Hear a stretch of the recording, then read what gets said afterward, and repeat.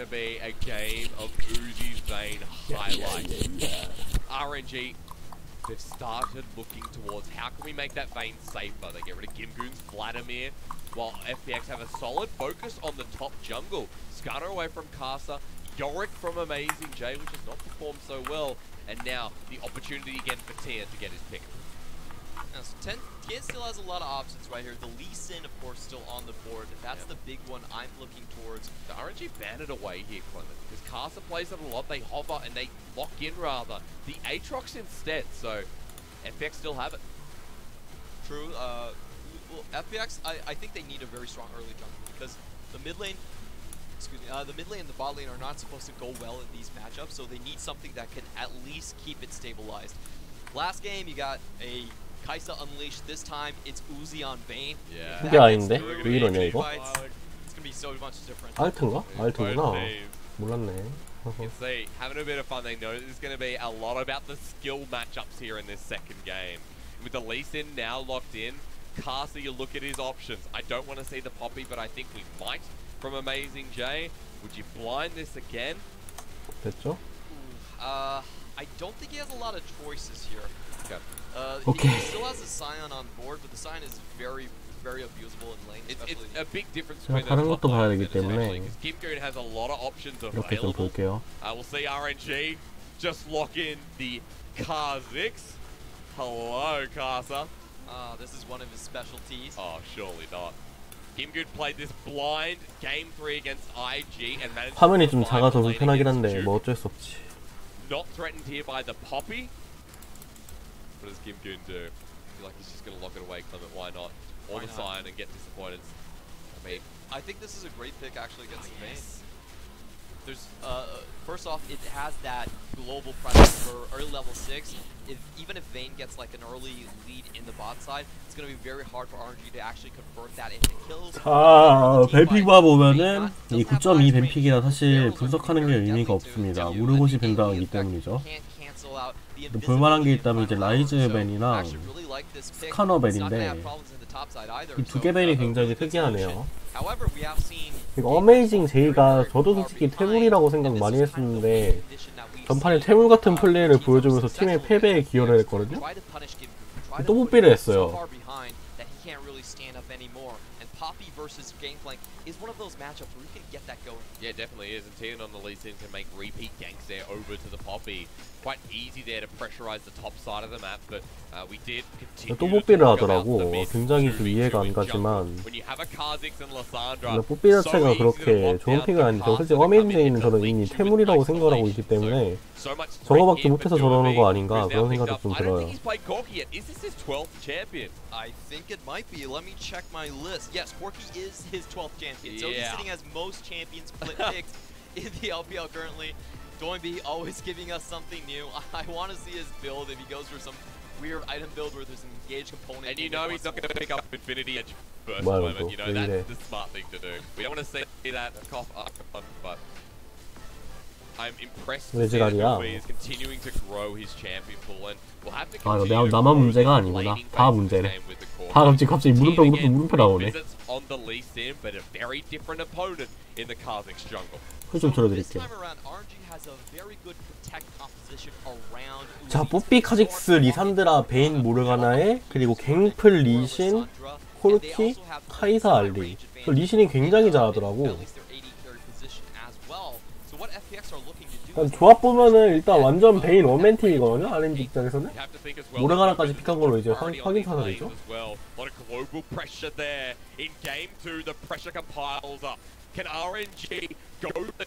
아 진짜.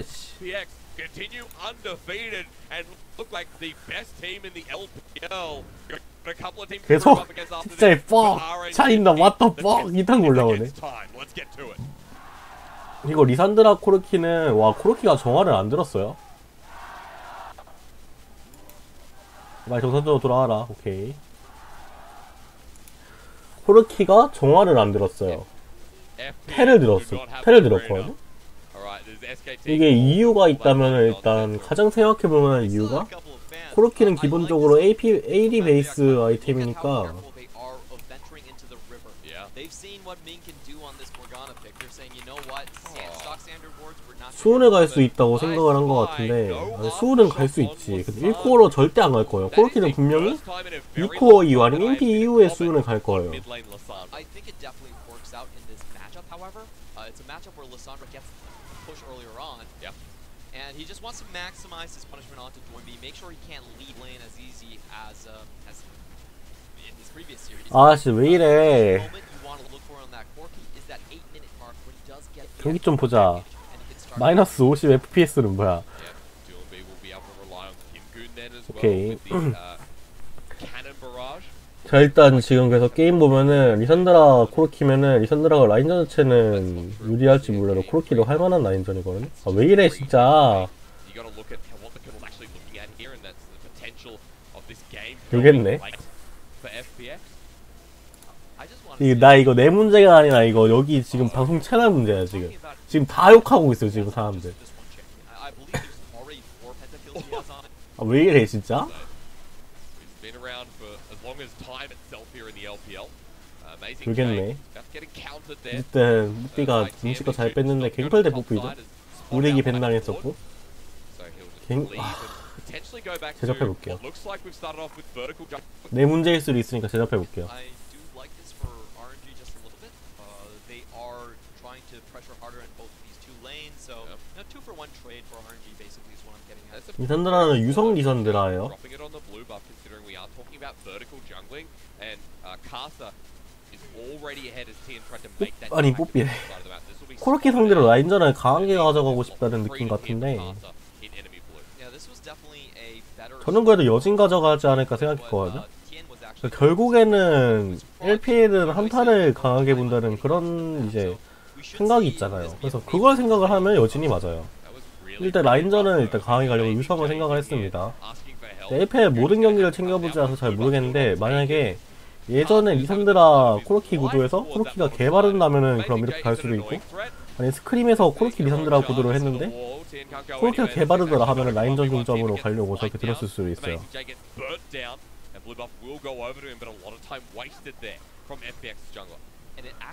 일단 어메이징 제이는 제가 항상 말하지만 제 머릿속에는 태물이라는 인식이 강력하게 박혀있어서 달려도 뭔가 좀 새롭지가 않습니다. 그리고 갱플이 보통 이제 탱커 상대로 도벽을 드는데 탁선을 들었어요. 굉장히 잘 들었죠. 블랙실드가 느렸어요. 블랙실드가 느린 이유가 그거거든요. 들어올 거라 생각을 안 했어. 안될각이라고 생각해서 이제 안 썼는데 근데 딱 들어왔죠. 그래서 뭐 뒤늦게 커서 일단 살긴 살았습니다. 그리고 지금 카리스가 지금 밑동선이죠. 이거 카리스 전멸까지 활용하면은 잡을 수 있거든요. 맞 잡았다.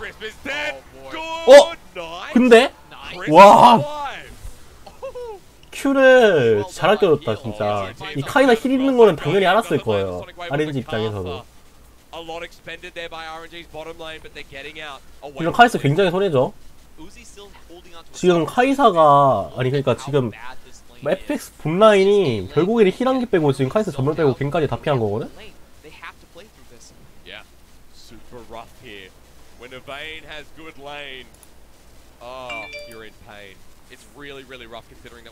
탑이야 예상대로 발리고 있고. 아 또 왜 이래. NA 리콜 스트림 상태 족같다고? 아 딴 거 생각해서 한번 볼게요. 이것도 에펙이지. 와 라리오구나 씨발. 아 진짜 해봐야. 나만 그런 게 아니라 지금 다 욕하고 있어요 지금 여기. LSD LSD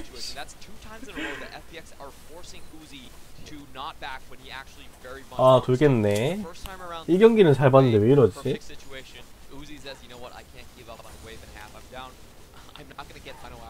쓰리는 안경 끼고 불안한데?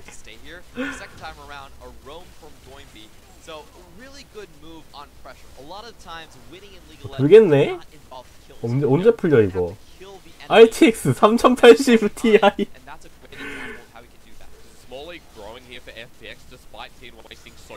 아 새로 고쳐볼게요. 똑같나? 똑같네. 내 문제 아니죠 이거? 돌아갔어요.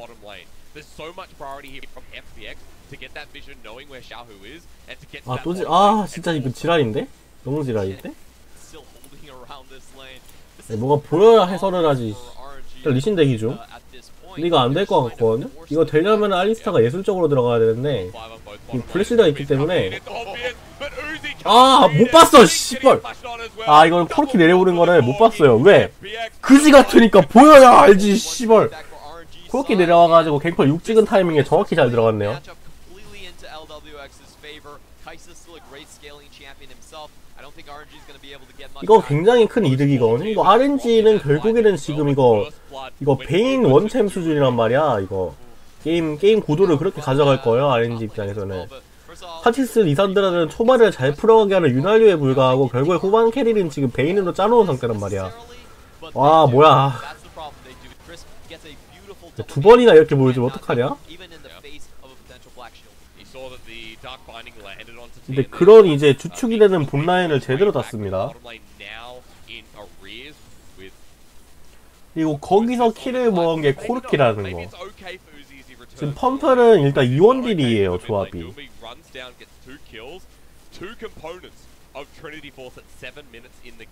고쳐졌어? 나이스. 고쳐졌습니다. 자, 조합이 2원딜이기 때문에 거기서 이제 코르키가 모은 건 굉장히 호재죠?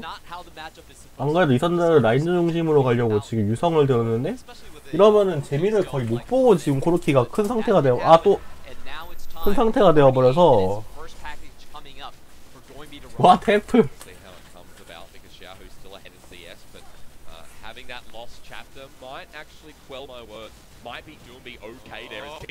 아, 진짜 오! 잘 떴는데 제대로 보이지가 않아. 리산드라가 전멸공공했거든요? 아니, 씨발, 뭐야. 보디 지금 보디, LSD, 메이드 인 차이나 다 나오고 있거든요, 지금? 아, 제발. 블루야? 블루지, 이거. 일단 방금은 카직스를 뽑았다면 무조건적인 해야 돼 플레이. 리신 한번 제대로 땄습니다. 제대로 보이진 않지만 이 카직스 리신은 결국에는 후반 갈수록 카직스가 안 좋거든요. 그 대신 이제 카직스가 계속 리산드라랑 같이 돌아다녀서 윤활유가 되어줘야 돼요. 근데 왜 화면에 윤활유는 없지? 우와, 잘 눌렀다. 이 음파 맞췄죠, 이거. 안 보여, 씨발. 보여야 말을 하지. 일단 죽였어요. 일단 어떻게든 죽였나봐요. 그리고 궁 까고 큐 맞추고 잡았다. 와, 뭐야, 살았어. 아니, 씨발, 보이지가.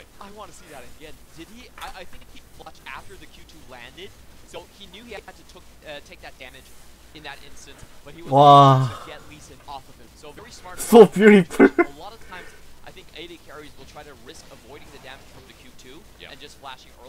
What happened? 다시 돌아왔어요. 리신이 방금 진짜 잘한 것처럼 보였는데 또 지랄이네. 지라고 채우겠습니다. 씨발, 내가 경기를 보는 건가? 돌아왔어요. 또 지랄이야. 돌아왔어요. 또 지랄이야. 돌아왔어요. 또 지랄이야. 아, 씨. 일단 채팅, 일단 네컷 문제 있을 수 있으니까 일단 작업 관리 한번 봅시다. 굉장히 멀쩡해요. 저는 굉장히 멀쩡해요. 여기 브레실드를, 그러니까 지금 계속 밍이 지금 생각이 좀 많은 것 같아. 그러니까 이 블랙실드를 안 써요. 들이박을 거라 생각을 해도, 들이박기 전까지. 왜냐하면 자기 눈에는 이게 들이박는다고 해서 킬각이 나오나? 그 생각이 있으니까 블랙실드 반응을 못하는 거야 지금.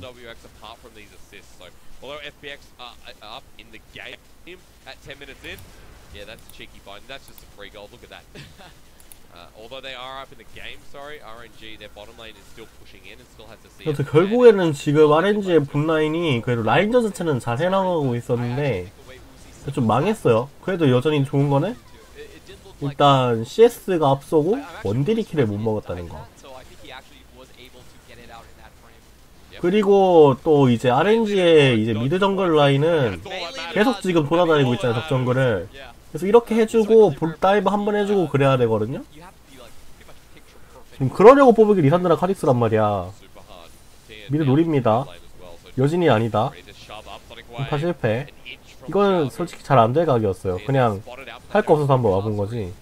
카이스 기다려. 이거 리산드라 이거 미드 잡아줘야지. 리산드라 지금 리산이랑 지금 미신 한번 더 따려고 하는 거 같거든 지금? 미드 잡아줘야지. 일단 실패했어요 일단.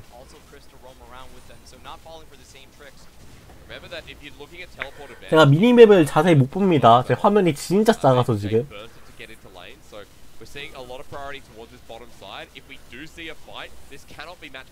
진짜 작거든요? 진짜 휴대폰 화면급으로 작아서. 아 그건 좀 아닌가? 휴대폰 한 4대 붙일 화면? 그 정도. 빨리. 아 근데 와드 있죠? What is that moonwalk? What did I just watch from Chris? What is happening? Is he still channeling? RNG가 생각보다 재미를 못 보고 있어요. 그러니까 이게 둘 중 하나인데 우리가 한다 더 좋다. 아니면은 우리는 베인만 모아줘도 된다. 그 둘 중 하나거든? 근데 저는 조합 자체는 FPX가 더 좋아 보이거든요?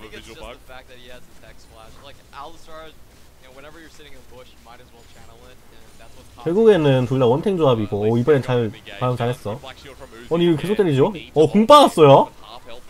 이거는 좀 그랬나? 그러니까 지금 2번이나 반응을 씨발 2번이나 반응을 못했으니까 한 번도 못할 줄 알았나?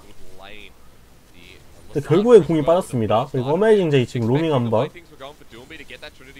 이거 정화 없다. 이거 지금 각 좋은데요? 기저 걸렸어. 근데 지금 미사는 좀 늦어요.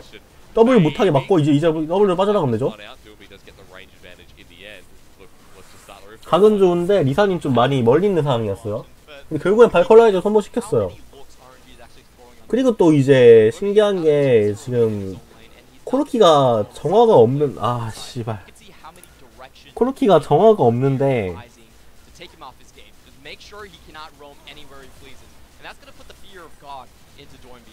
코르키가 정화가 없는데 미드 게임이 그렇게 나오지 않은 모습이었거든요. 솔직히 LCK였으면은 아마 미드에 좀 많이 상주했을 거야 이게 정글이. 근데 생각보다 정글이 상주하지를 않았어요.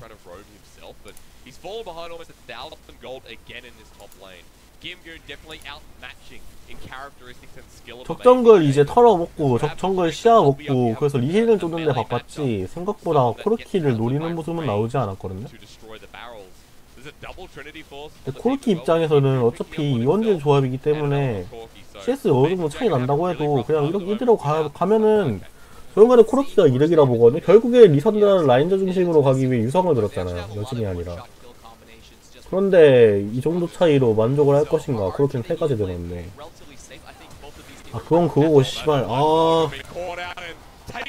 땄어요. 결국에는 테라 이제 정화된 결과가 나왔어요. 말하자마자 나오네. 말하자마자 나오는데 제대로 볼 수가 없었어.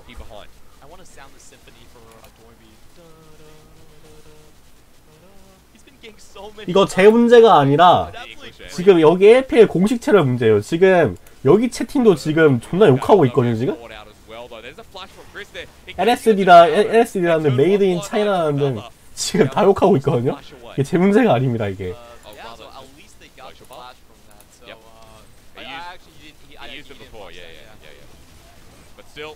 픽스 더 스트림. 미드가 결국엔 아이고 안 보인다. 이 씨발 보여야 뭔 말을 하지. 카직스가 아니라 카직스 맞지? 카직스 한번 선해. 한타 좋습니다. 어떻게 흘러가는지 모르겠지만 일단 한타가 좋네요. 역시 LP, 역시 1부 리그, 역시 대단해.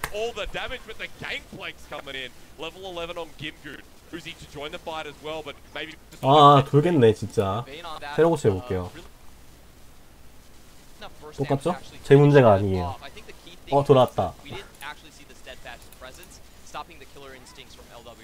안 돌아왔다. 마이 아이즈래. 아티스트라네 씨. This is beautiful. 뭐 보여야 말을 하지. 이거 어떻게 말을 합니까 이거. 돌아왔다. 안 돌아왔다. 나한테 왜 이래? 이 경기 때 존나 괜찮았거든요? 나이스 리플레이. RRP my eyes. his stat at the moment of 10 CS a minute. 10.4 다시 돌아왔어요. 다시 중요한 점을 다 빼. 와 씨발 멈췄어.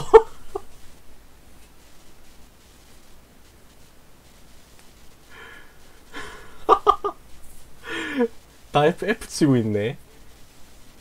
RP? 이게 제 문제가 아니에요. 진짜 항상 말하지만 이게 지금 공식 채널 문제거든요. 지금 다 욕하고 있어 지금 채팅방 지금.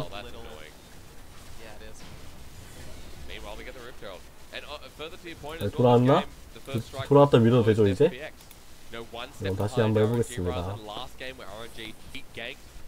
한 번 더 심하게 걸리면 그냥 방송하고 저도 그냥 밥이나 먹으러 갈게요. 이거는 뭐 어떻게 해 말할 수가 없다. 아니 저런 상황이 지금 다 빠졌는데 내가 지금 여기서 뭘 말해 지금. 저런 상황을 보고 다음 상황을 예측하는 거지. 저런 상황을 지금 못 봤는데.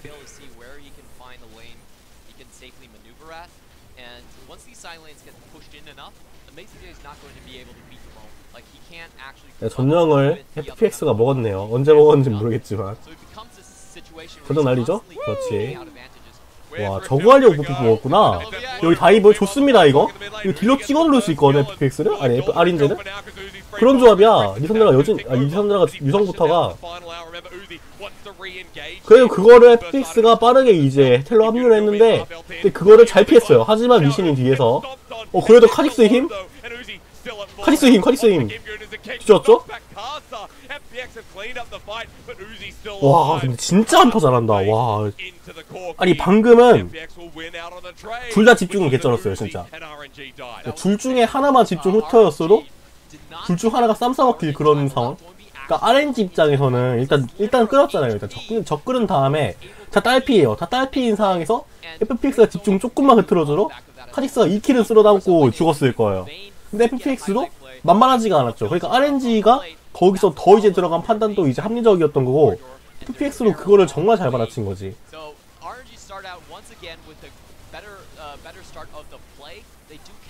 여기서 합류를 하고 그 다음에 리신 뒤에서 오고 일단 베인은 못하겠다 판단해서 일단 리산드라 따라가죠.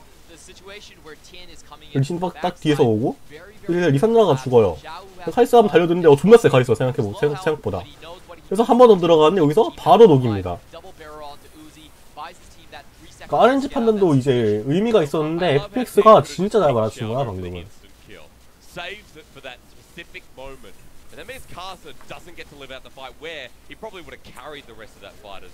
저건 제가 중국어를 못 읽어서 뭐라고 하는지 모르겠네요. 골드 같은데. 골드는 현안표를 보여주는 것 같습니다 일단.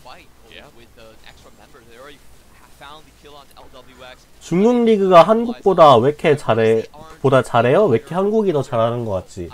저는 사실 그거를 보려고 지금 LPL을 보고 있거든요? 근데 좀 비교하기가 힘든 것 같아요. 그러니까 결국에는 이제 국제대회가 결과를 알려주겠지만 한국과 중국의 차이점은 중국은 이제 한타의 중국, 한국은 이제 운영의 한국, 좀 그런 면으로 많이 성장을 했다고 이제 생각을 하잖아요 사람들이. 그러니까 중국이 한국보다 한타를 잘하고 한국이 중국보다 운영을 잘한다 그렇게 생각을 많이 하잖아요. 그리고 지금 또 그리핀이 LCK 입장에서 압도적인 모습을 보여주고 있고 그래가지고 그리핀이라면은 LPL팀 충분히 다 이길 수 있을 것 같은데? 라고 생각을 할 수도 있어요. 저도 이제 그걸 알아보기 위해 지금 LPL을 보고 있는데 이 한타라는 개념이 저는 지금 LPL이랑 LCK랑 좀 다른 것 같아요. 그러니까 결국에는 운영은 시야가 동반되어야 하고 그리고 라이엇은 지금까지 그 시야를 계속해서 줄여왔어요 지금까지. 그러다 보니까 어느 정도는 감에 의존 해서 어느 정도는 이제 한타에 의존해서 할 수 있는 플레이가 생겼는데 그리핀도 따지고 보면은 지금 다른 팀보다 더 파격적인 게 한타력이잖아요. 결국에는 그리핀도 뭐 초반에 불리한 경기가 있었다고 해도 그리고 뭐 초반에 뭐 불리하게 가져간다고 해도 자기만의 타이밍을 딱 꽉 잡아가지고 한 놈 자르고 뭐 먹고 아니면은 뭐 한 번에 이제 싹 들어가가지고 다 자른 다음에 자기는 다 살고. 그러니까 그리핀도 결국에 지금 집중 조명되는 게 한타력이란 말이야. 결국에는 지금 메타 자체가 한타가 더 중요하다는 걸 반증하는 지금 셈이에요. 지금 그리핀이란 팀 자체가. 그래서 그 그리핀의 한타력이랑 지금 이 LPL의 한타력이랑 어디가 더 잘하냐. 전 그걸 보려고 지금 LPL을 보고 있는데 사실 잘 모르겠어요. FPX는 그냥 잘해. 그러니까 영리하게 정말 잘 싸워요 FPX는. 근데 그리핀은 조합 자체가 이게 한 놈을 자르면 우리가 4대5로 무조건 이긴다. 그런 조합을 좀 신경 쓰는 것 같거든요. GFX 지금 한 놈이 잘렸어요, 지금. 그럴 대로 안 물어서잖아, 지금. 일단 리신. 죽습니다. 죽었어요. 와, 진짜 잘 들어갔다, 리산드라. RNG 한타 이겼어요. 그니까, 그리핀은 조합 자체가 진짜 강력한 합류 조합이에요. 사이온, 녹턴, 카이사, 이런 것들.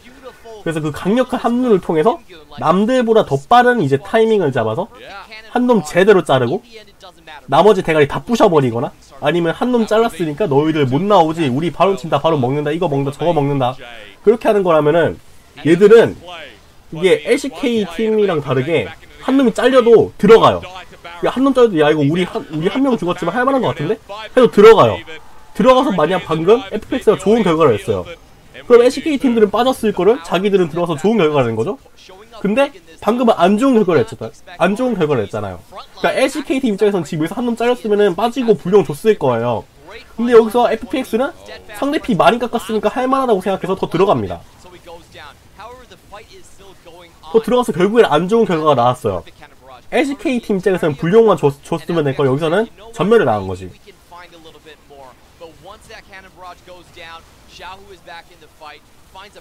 그러니까 이런 걸 보면은 아예 완전 이제 그 운영이랑 생각하는 방식이 좀 달라가지고 한국이 잘한다, 중국이 잘한다를 보기 힘들 것 같아요. 왜냐하면은 그리핀은 결국에 지금까지 한타에 치중한 조합을 하느라 초반에 불리하게 간 경기로 꽤 많았거든요.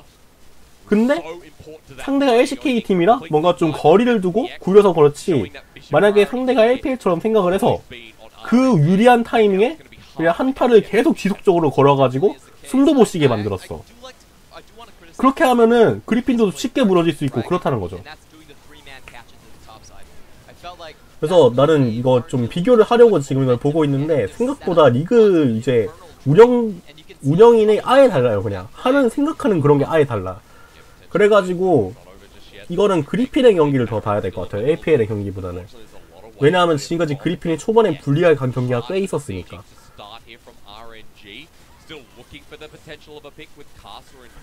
그래서 RNG는 결국에는 베인만 믿고 가는 조합인데 베인이 갑자기 컸습니다.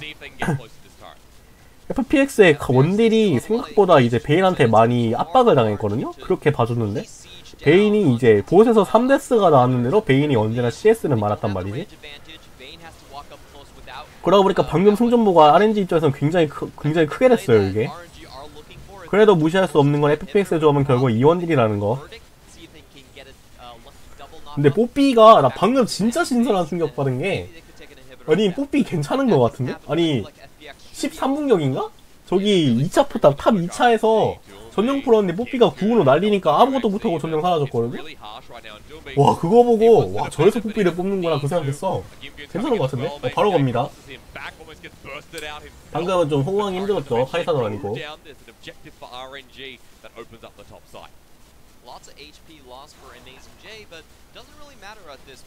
일단 LCK랑 APL 차이가 지금 카직스 같은데, 카직스가 보통 이제 정말 유통기한 빨리 오잖아요. 특히 프로경기에서는. 그래가지고 APL이 잘 안 뽑는 이제 픽인데 지금 뽑아가지고 좋은 모습을 보여주고 있어요.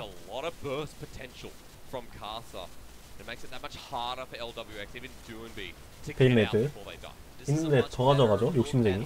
거의 끝나갔지만 일단 지금 이제 송화 상태예요. 일단 지금은 일단은 펌플, 그러니까 FPX를 막고 RNG는 공격하고 그거밖에 없어요. 뭐 게임을 끝내거나 그러려면 한타를 해야겠지만 저는 지금 RNG 입장에서, 아니 지금 FPX 입장에서 지금 한타를 잘 걸어줄 것 같은 느낌이 안 드는데 바로 들어갔어요. 근데 지금 브레실드 타이밍 너무 좋았고, 그러니까 지금 FPX의 서폿이 계속 개무시해. 계속 저 모르가라는 개무시해. 라인전에서 2번이나 브레실드 못 쓰고 죽었거든. 그것 때문에 너 이거 호응 못하지, 너 이거 지금 반응 못하지, 그렇게 들어갔다가 2번이나 죽었거든요. 전판도 RNG가 뒤집혔죠. FPX 한타를 잘했죠. 2번이나 죽었거든. 그러니까 지금 방금은 두 가지예요. 판단이 두 가지야. 그러니까 첫 번째, 저걸 족밥으로 왔거나, 두 번째, 이거 말고 우리 답 없다 생각했거나. 저는 이것 말고 우리 더 없다 생각할 만한 상황은 아니라고 생각했는데 알리는 그렇게 생각을 했나봐요. 근데 지금 이 FPS가 1위 팀이란 거야. 지금 전승을 달리고 있는. 결과로 그걸 보여준 거지. 우리가 맞다. 방금은 못 보여줬지만 지금까지의 기록으로서는. 그래서 이 경기를 좀 더 지켜봐야 될 것 같아요. 전판이랑 조합이 가는 거는 RNG 입장에서는 지금 굉장히 간결하거든요. 조합이. 우리? 베인? 베인. 우리는 베인으로 간다. 그러려고 모르가나 뽑았다. 베인 확실히 지킬 수 있다. 우리 이번 조합은. 그래가지고 지금 FPS 노림수가 방금 암흑화되었어요. 2번이나 암흑화되었어요. 블랙실드 하나 때문에.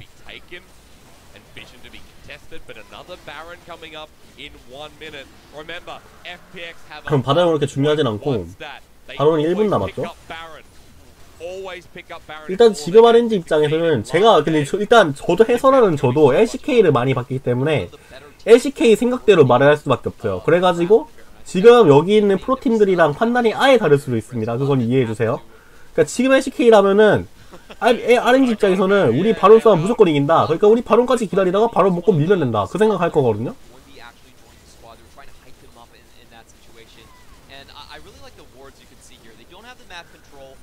그리고 방금 이제 알리가 전멸쿵쾅 맞나요? 전멸쿵쾅에서 이제 아무것도 노리서 못한 걸로 봤듯이 근데 이거 정말 어려웠어요 지금? 이거 죽었어 이거 죽었는데 이거 바로 나오거든요?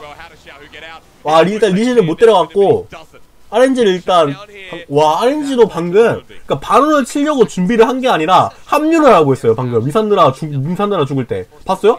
그러니까 LPL했으면 방금 바론 시야 다 먹었을 거야. 근데 그게 아니라 합류를 하러 갔어요 방금. 이게 차이점 같아. 결국엔 일단 바론 나왔고 섣불리 못 칩니다 RNG로.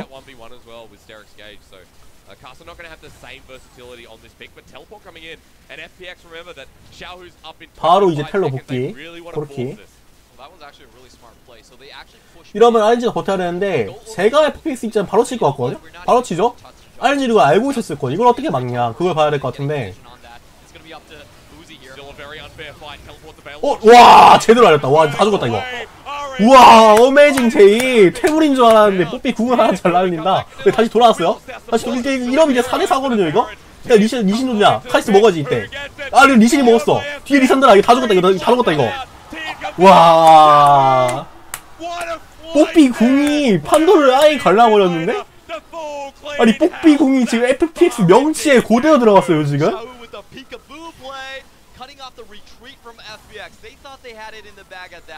아니 뽀삐궁이 3명을 띄웠어. 3명이 뚝배기를 머리 날려버렸거든 지금? 그 리플레이 보여주겠지. 와 진짜 어졌다. 그러니까 결국에 RNG는 조합이 먹혀 들었어.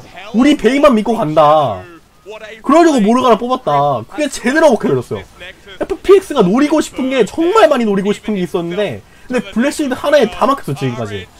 그래가지고 리산드라 한번 이제 리산드라 실수로 운 좋게 따고 바로 바론 쳐가지고 우리 바론을 가지고 운영해보겠다 했는데 그때 뽀삐가 3명이 뚝배기를 머리 날려버렸어요. 그래서 바론 갑자기 소환 상태 생기고 알리 죽고 그래 우리가 포기 못한다 다시 들어갔는데 거기서 이제 심리 싸움이 있었거든요. 리신이 베인한테 죽을까봐 초시기를 썼어요. 그리고 카직스가 바로 그때 바론을 녹이려고 바론 버스를 쳤는데 리신 초시기가 끝난 리신이 강타로 바론을 먹었어요. 그런데 결국에는 이제 한타를 졌고 그 뒤에 리산드라 디테일 사가지고 나머지 다 녹이고 에이스. 와 진짜 수준 높은 한타였어요 진짜.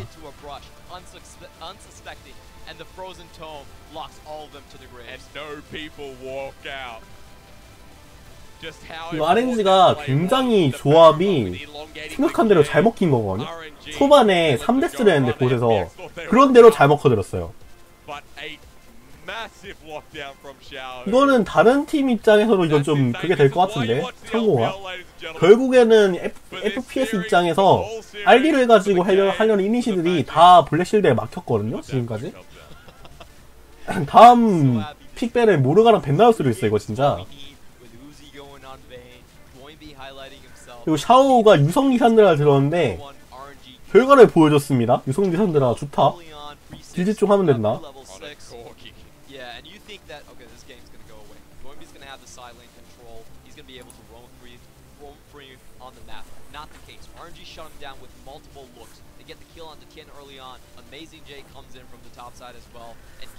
와 진짜 뽀삐 3인공 지렸다. I So do love I, the game Clement. playing. I love the game playing pick. I think it goes so well against what RNG wants to do. It can hold off chokes. It can outrange the Vayne in a lot of these team fights. And the way they got into that Baron pit was also very, very impressive. Push out the mid lane, use a teleport. Do not walk into your own jungle. You know Carson's there. Don't waste time with that play. So everything up to that was looking so good. But then RNG happened. RNG team fighting happened. Off the back of Xiao, 그러니까 얘들은 못 봤고요 완전. 방금 봤잖아요 이게. LCK였으면은 줄만한 거 무조건 싸움을 겁니다. 근데 그게 이 무조건이란 말이 애매한 게, 그러니까 자기네들 입장에서는 거기서 싸움을 건 게 좋은 결과가 나왔기 때문에 지금까지 싸움을 걸었을 거예요. 좋은 결과가 안 나오는데 거는 멍청이가 어디 있어요 세상에. 그러니까 자기들 입장에서는 우리 때 싸워서 이겼다. 그러니까 다음번에는 이길 것이다. 그렇게 해서 걸었을 거란 말이야. 결국에는 그렇게 건 게 다 큰 싸움 2번 다 지고 게임 그대로 끝났다는 거. 불룡에서 한 번, 그리고 반원에서 한 번.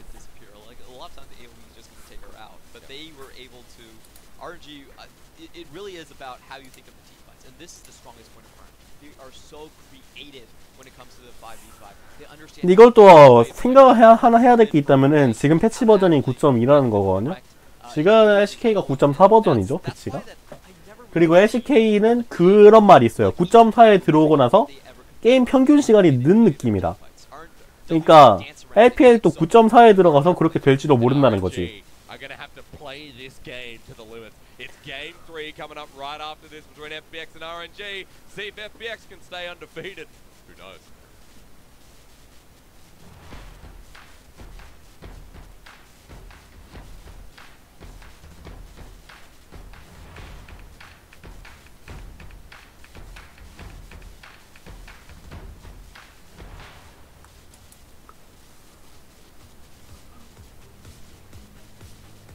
자, 일단 1대1 지금 전승팀을 전승가도를 달리고 있는 FPX인데 여기서 발목을 한번 잡혔어요.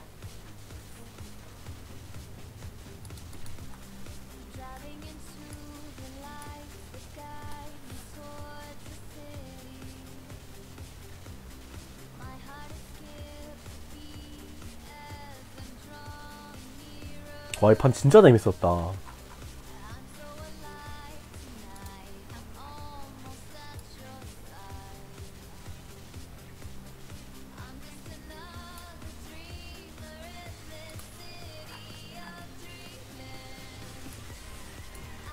일단 이거 채팅창이네. 이거 화면 좀 키운 다음에 마이크 끄고 다음 판은 볼게요. 왜냐하면은 배가 고파요. 밥 먹어야 돼 나도. 그래가지고 화면 좀 키우고 나도 좀 보기 좋게. 조금만 기다려주세요. 그러면 맞춰드릴 테니까.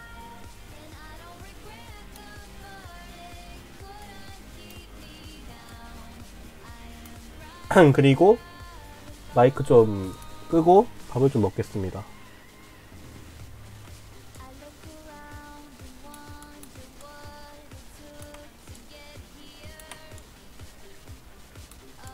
다시 캐처해야 돼 이거? 귀찮게. 아 귀찮게 씨.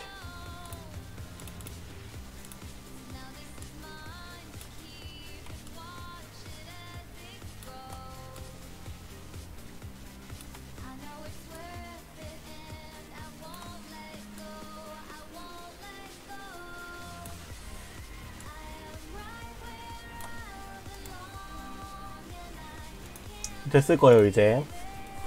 그럼 저는 라면 좀 끓일게요.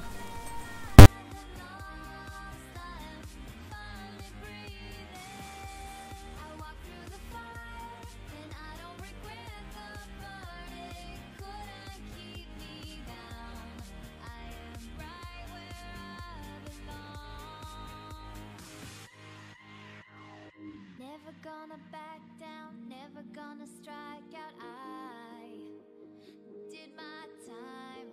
I'm gonna be the keeper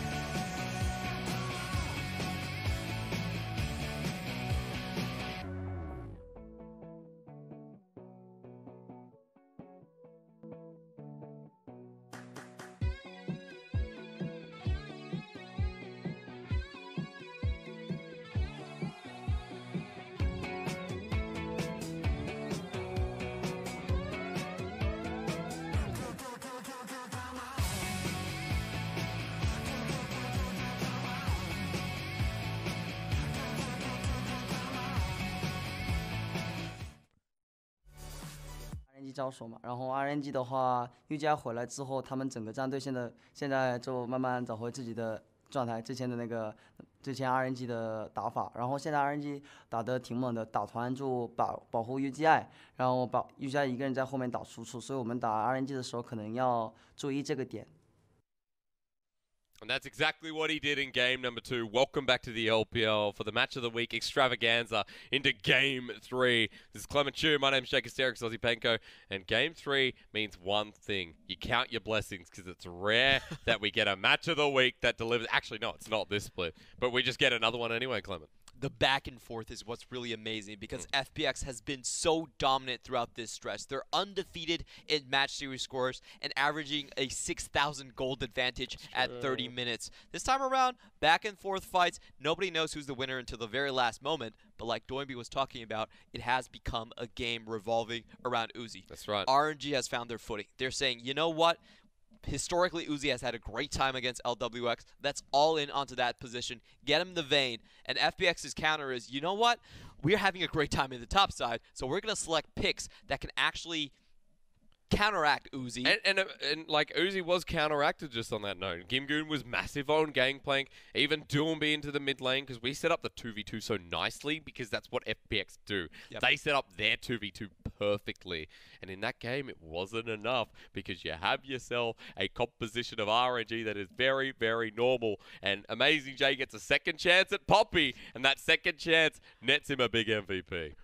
The clear plays for me in this game were around the Infernal Drakes where he found that catch onto Doinby, knew that he didn't have the flash, was willing to go flash E him on the wall and make sure he died in that team fight. That was the big hurrah, the comeback play from RNG. Before that, on a gold deficit the entire time, and the second time around was the big Baron play where he made it a 4v2 in the pit. Let's watch that again as it does go down. You look at Gimgoon, he's standing there and thinking, what am I supposed to do in this situation? All of the carries are away from the pit, and it actually buys them enough time where the Baron isn't taken. They force FPX back into the situation, and Xiao was able to finish off the play. Isn't it ironic, though, in this series, we looked at both top laners and we said if there's a weakness for FPX, it's with Gimgoon, especially the way he plays in his laning phase. We looked at Amazing J, we said the way he plays in his laning phase could be an issue. He's not let me yet.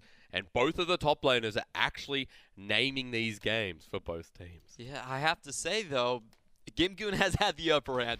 No mistake, Gimgoon on the upper hand, FPX on the red side. They found a very consistent point of advantage for the team. I'm still a little bit worried about Amazing J. I feel like these picks specifically were situations where FPX did not read it correctly. They're so comfortable playing with the Poppy. In a lot of situations, RNG can find themselves using that Keeper's Verdict to create advantages other teams just don't think about. Yeah, throughout this whole series, we've seen Amazing J's Poppy.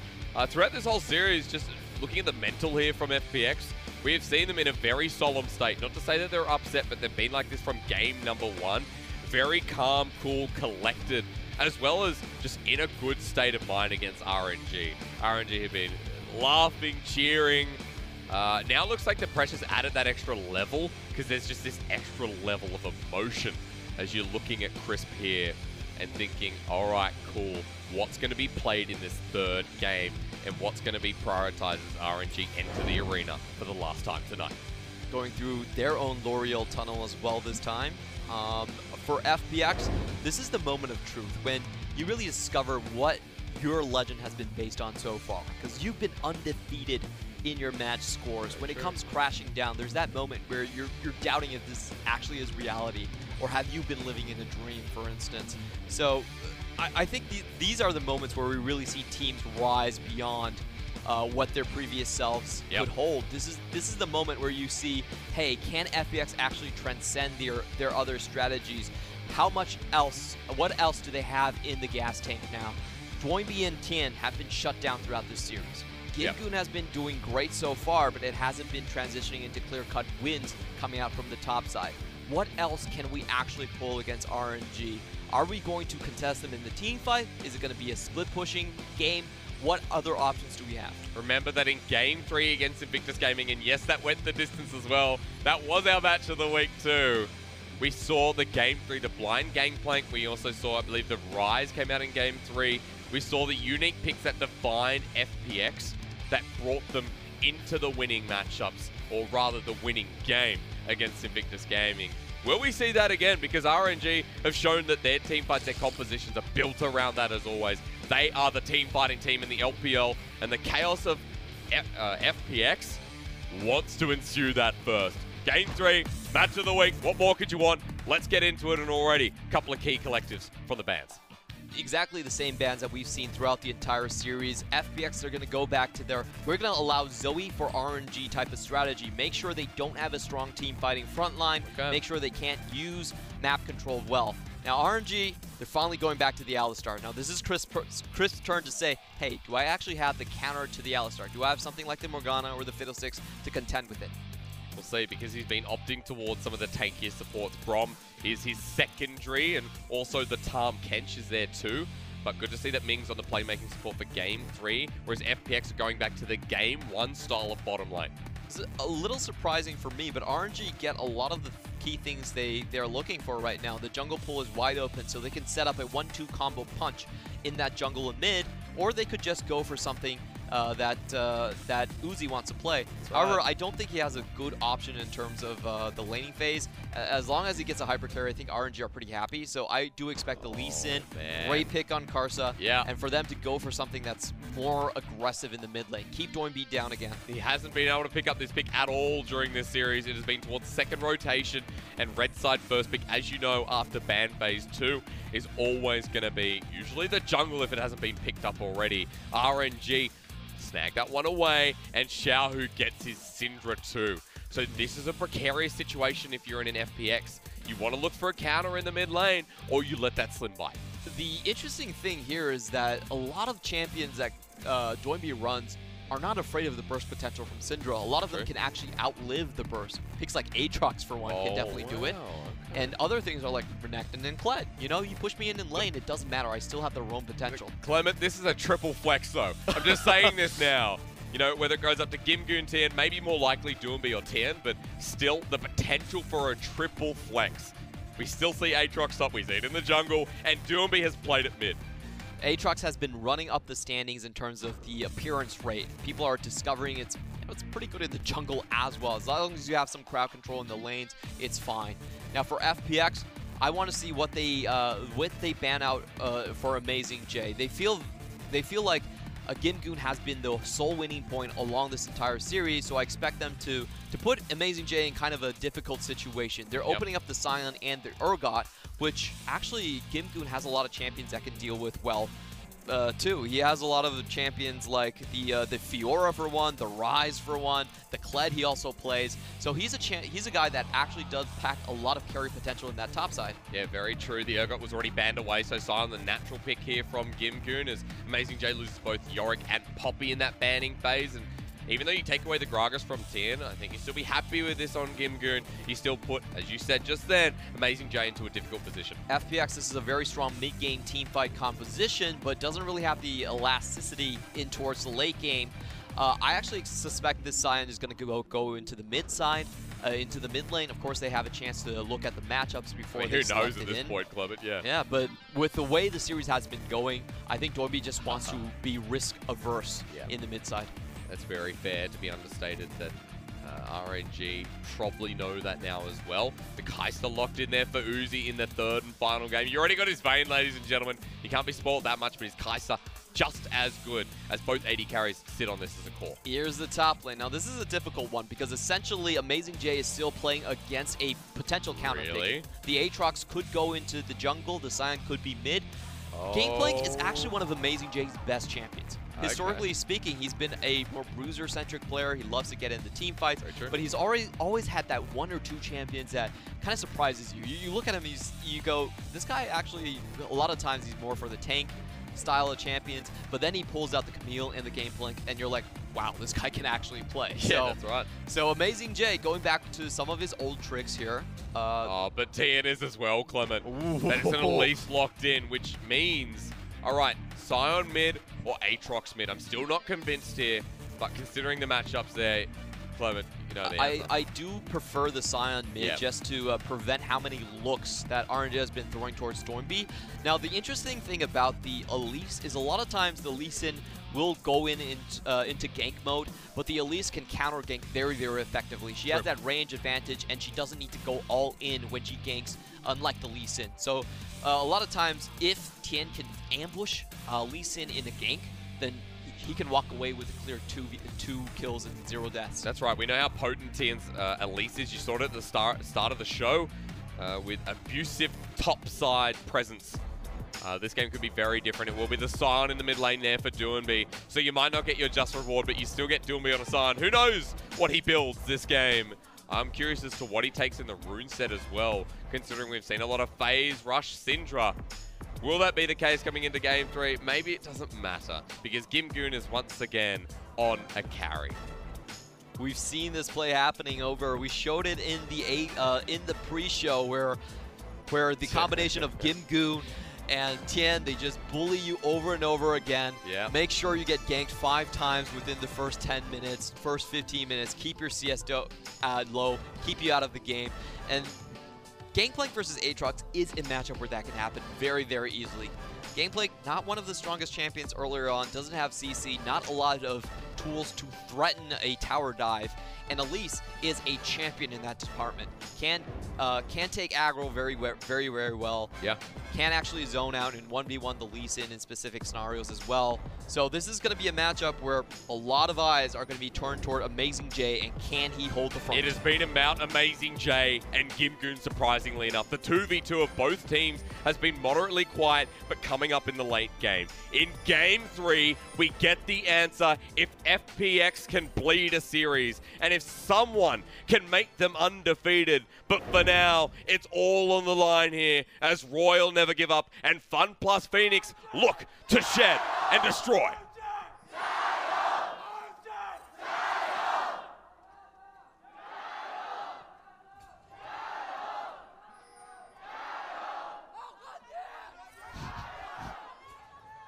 Okay.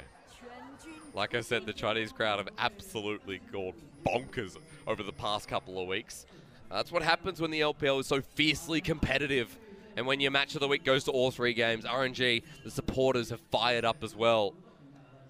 And not surprising enough, or rather it is, that the mid lane has taken Airy and Doinb with the spellbook on side. Just to get more poke damage earlier on, Doinb, the idea for him is using the spellbook, he can actually reach other lanes a little bit easier. He's not going to be too aggressive in the laning phase.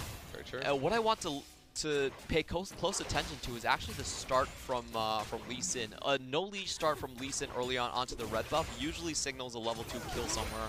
So I want to see if he follows up on that, or if it's just making sure that their bot lane can get a little bit more priority in lane. Going straight over to the Wolves as well, so quick start there from Karsa. Infernal to be noted again, ladies and gentlemen, as Tien goes straight to the bottom lane. Interesting pathing, straight from red all the way down to Scuttle. It will be spotted out, but again, it's that intuitive pathing. It's that creative style from Tien. This is just Tien preventing Karsa from a level 2 gank. Now, after the changes in the totem pools, the blue side jungle level 2 ganks have been very, very prominent in the LPL landscape. A lot of times we actually see RNG were the ones to pioneer this, where they have the support on a sweeper starting from level 1 and just clearing the path for a level 2 gank. It's very difficult if you actually push out. You think that, hey, maybe they're giving up priority, and if your bot lane just push out, it's very easy to punish in that situation. So we see so many times they have to play teams have to play suboptimally just to avoid the potential level 2 from Karsa. Yeah. At least now they should know where Karsa is, or at least have some idea. Ping's going on the friendly jungle as Doinb was either forced out or just wants to back early to get himself, I mean, what is he picking up? This early on, Tien's made an appearance into the bottom lane. There's no subtlety about this whatsoever, even after the Cocoon landing. It's a very good position that RNG actually held the wave in. Now, this is a very typical play in the LPL. It's called 3-3 versus 2-2. So you have 3 level 3s. They have all their abilities going up against 2 level 2s. The way you counteract that is you have to have the wave management on spot. You need to keep the wave outside of your tower, so people cannot walk up to you underneath your own tower, and they did that very well on RNG's side. Well, hang on, you want to see Doomby join the fight, but he's caught one in the mid lane. Flash is already trying to do fancy footwork. Two-man decimating smash, the flash, the repel. Can he get it? Tien, auto attack, no burn, isn't enough. Xiaohu has the flash as well, and that's not good. The decimating smash can't land. Sonic he goes back in. Casa, the scout of the week as well. Xiaohu getting chased by a zombie. Doomby cannot reach him, and that was RNG's jungler coming up clutch. Woo! An absolute monster of a play. The start of it was actually very good for FPX and highlighted the fact about Elise on the counter gank against Lee Sin. Lee Sin has to follow up with his face. The Elise can counteract with range, and they get a beautiful decimating strike to start the actual play off. So a very good understanding of this. However, the problem actually came from the bot side. The bot side, they didn't get the full wave push in, so this is on the blue side, so you can actually still roam in this situation. And Alistar was able to zone out Crisp from the Raptor ramp, and Karsa goes in to finish off the play. Scatter the week to get the other kill. Jungle and mid. Okay, now this time we're talking about it. As Tien walks up to the top side of the map, Amazing J should have cleanse with the orange here. Tien looking to follow that up. Spiderling's doing damage as well. Amazing J, why did you walk back in? Spiderling's in the burn. Not enough. Very precarious from the top laner of RNG. That was incredibly risky. Did not expect that play from him. Amazing J, of course, still has his teleport, but this is going to be a situation where Lisa needs to get up there. They're forcing Karsa to react to the play from the top side. You can't really leave a gangplank like that. No teleport. Knowing that Elise is still around the area, it's very risky. He's just dominant in multiple lanes now for both RNG and FPX. The bottom lane's even, but mid over to Xiaohu by 10 CS, 15 rather. The top side was going well for Gimgoon, as we just found an invade gone wrong here from Karsa. Blast Cone taken very smartly. Karsa in the middle of it all. Level 5 can't get anything to fight again. RNG roam up with their bottom lane. Decimating smash avoided from good. Scatter the week. 5 members here. Teleport burn by Gimgoon, and FPX get nothing. Really rough roll of the die right there. I think the big issue was that to start the fight off, Lee Sin was already 2 levels ahead. Oh no, Doomby there, scatter the weak. Xiaohu has unleashed power. Solo kill for the mid laner of RNG. Unexpected kill right there. Doinby getting caught with his pants down. Not really aware of the fact that Xiaohu could just find a simple kill off the back. A little bit of tilt simping in, I feel. I mean, he's already been forced out of lane once and now getting killed for it. 2 kills for the mid laner. And Xiaohu hit level 6 in the middle of that wave. You can see almost first item. Bax picks up the Sork shoes as well. Very severe kill threat now against Doomby, who is 1,100 gold behind at 6 minutes in the game. He's going to have to find something in this bot lane. Sion already with his ultimate. Tien's trying to be proactive as hell here. Infernal Dragon's up as well, so if RNG have priority across the map, this is going to be huge. Good ping out by Xiaohu, so they managed to sniff out the play without having vision onto Doinby, and look at how far the bot side actually backs out. Yeah. I mean, Tien keeps trying to make these ganks so Clement. He is behind by 30 CS. 30 CS against Karsa. Watch how Doinby just got destroyed here. So Xiaohu actually hit level 6 in plain view, so Doinby definitely knew about the potential, but still walked up to the wave. I've got to say that's a very uncharacteristic mistake coming in from Doinby. We wanted to see how he could recover while Doomby is trying to move across the map, but right now they're very skeptical about where Karsa is. You can see Doomby just walking up, making sure that there is no jungler on his way, while Karsa is actually towards the bottom side of the map, still farming up, still with a heavy advantage over Tien. I love that roam from Chris, just to make sure that his jungler could get some reprieve, at least spend a little bit of time. Is it happening again? Doomby does have ultimate. Crisp has come to save the day, but he might die instead. Cannon Barrage down, and Crisp has been ignited, hit in the face. Karsa with another. RNG, their early game is triumphing over FPX. Just a brutal lane position being held by Syndra, holding the wave towards his own tower. His bot lane can roam, his jungle can go anywhere Karsa wants. And they punish it so well. It's really nice to see the coordination coming out between these 2 players. The early game has so much bloodiness, like FPX and RNG, you more or less expect this game to be going the way it is, but not from FPX, who are now going to lose the Infernal Dragon on top of that. Has their throne been destroyed? No. But has their throne been tarnished? Well, still not yet is definitely the right answer there, Clement. But this early game is accelerating, and Tian is trying to do exactly that for his laners. But all he can do is invade, put some pressure on Takasa, and try and get a response. FPX realize they only have one winning point on the map, so they need to cash out as hard as possible on it.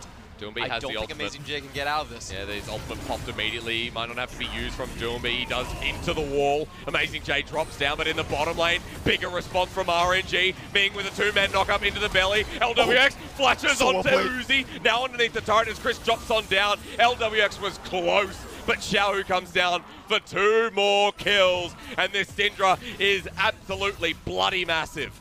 4-0-2 scoreline at this point. Not much that the FPX bot lane could have done. LWX, he played it as well as possible. Uzi gets aggro, he tags him with the Chains of Corruption, flashes forward, tries to go for the 1v1, but RNG, Xiaohu just too massive at this moment. Let's look at the bright side for FPX. They get first turret, they get all the plating that comes with it as well, but this game is going so fast right now.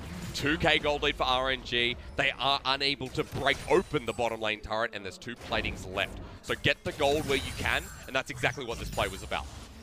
We're going to see the play from FPX trying to cash out on their strong side of the map. Amazing J probably didn't need that flash there, but overall, you know, he does what he has to do. But this bot lane, just look at how LWX plays it. He gets out of the situation and then goes all in for Uzi. Probably the only play he can make in this situation. Very well done on his part, but nothing you can do. I'm not sure that piercing arrow landed it. Otherwise, Uzi would be dead. Yeah. I feel like he flashed out of that immediately. So very good mechanics still and reaction time from Uzi, as again we would expect. But LWX forcing the play. You can see how desperately they want to take this game 3, how desperately they want to turn things in their favor. With that Infernal, you got to add more gold to the top of the list, because it's 10 minutes in, and that'll continue scaling. You have a Kai'Sa on your composition, you have a Gangplank, but most of all, you have Xiaohu, who's already got 4 kills and his first item. FPX, this team, if they can't convert on a mid-game Dragon fight, I think it's very hard for them to come back. You look at Varus, you look at Elise, you're talking to yourself and going, you know what, these are not the best scaling options. However, what they do have is we've seen Doumbé as a good driver, an experienced driver. He can find kills out of nowhere, and I think that's going to be the first step for FPX. Can they find those situations where Doumbé can get out of lane? It's been such a struggle. Cast is coming in as well. They're Scatter the Weak. Doumbé kicked on back and destroyed again. They're just making mincemeat of FPX's mid laner. Well, Doumbé does find his way out of lane, but he finds his way back to the fountain. So I guess that doesn't really help out in the situation.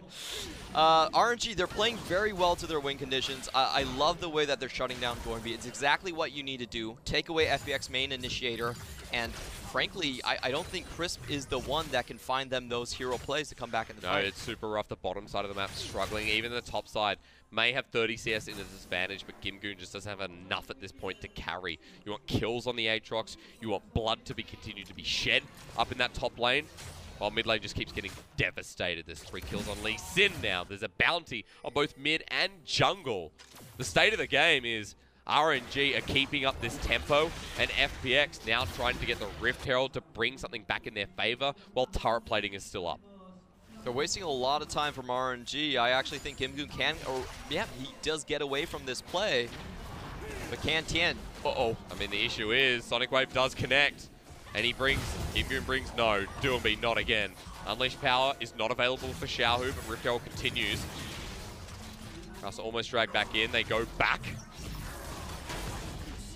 It's going to be very hard to pick this action. Xiaohu Scatter the Weak, but Smite secures it. FPX again. Tian might be caught out. Can he get it? No, he can't. Rift Herald's still sitting there, but Kai'Sa has to flash away. The bottom lane's come on in. FPX, you need to pick up the Rift Herald as LWX roams on up and is eaten away. It's the support who picks it up, and FPX, this is the runaway, but they can't get far. LWX the first to drop. Xiaohu over the wall. Chris takes the orbs, goes golden, but scared dunk by Uzi. Scatter the Weak goes wide, and Doumbé and Gimgoon the only ones remaining. Rift Herald picked up at the cost of RNG, taking more lives. Kai'Sa just danced around that fight for way too long. Picks up Tian on the backside, and Xiaohu, with the lead he already had, absolutely capitalized big on the moment. Did you see that stun coming out of Crisp? He caught the double, he caught the Pregnant Frog in his tracks, and basically shut that entire fight down. It looked like a very good start of the situation, a 5v4 to get it off. Uzi was very far away from the play, but you could see Elise trying to track a path directly towards that Eye of the Herald, gets caught out, and a beautiful scatter of the week. Yeah. Gets the 2-piece, finds the geometric angle to lock down LWX on his way towards the tower, and frankly, this is not a Zhonya's that Crisp should have used because he was going to be held into position anyway. That's true. While we're in that replay, Infernal Dragon starts on up here. Now, Infernal goes over to FPX, almost contested by Karsa, but that's a big objective to come back.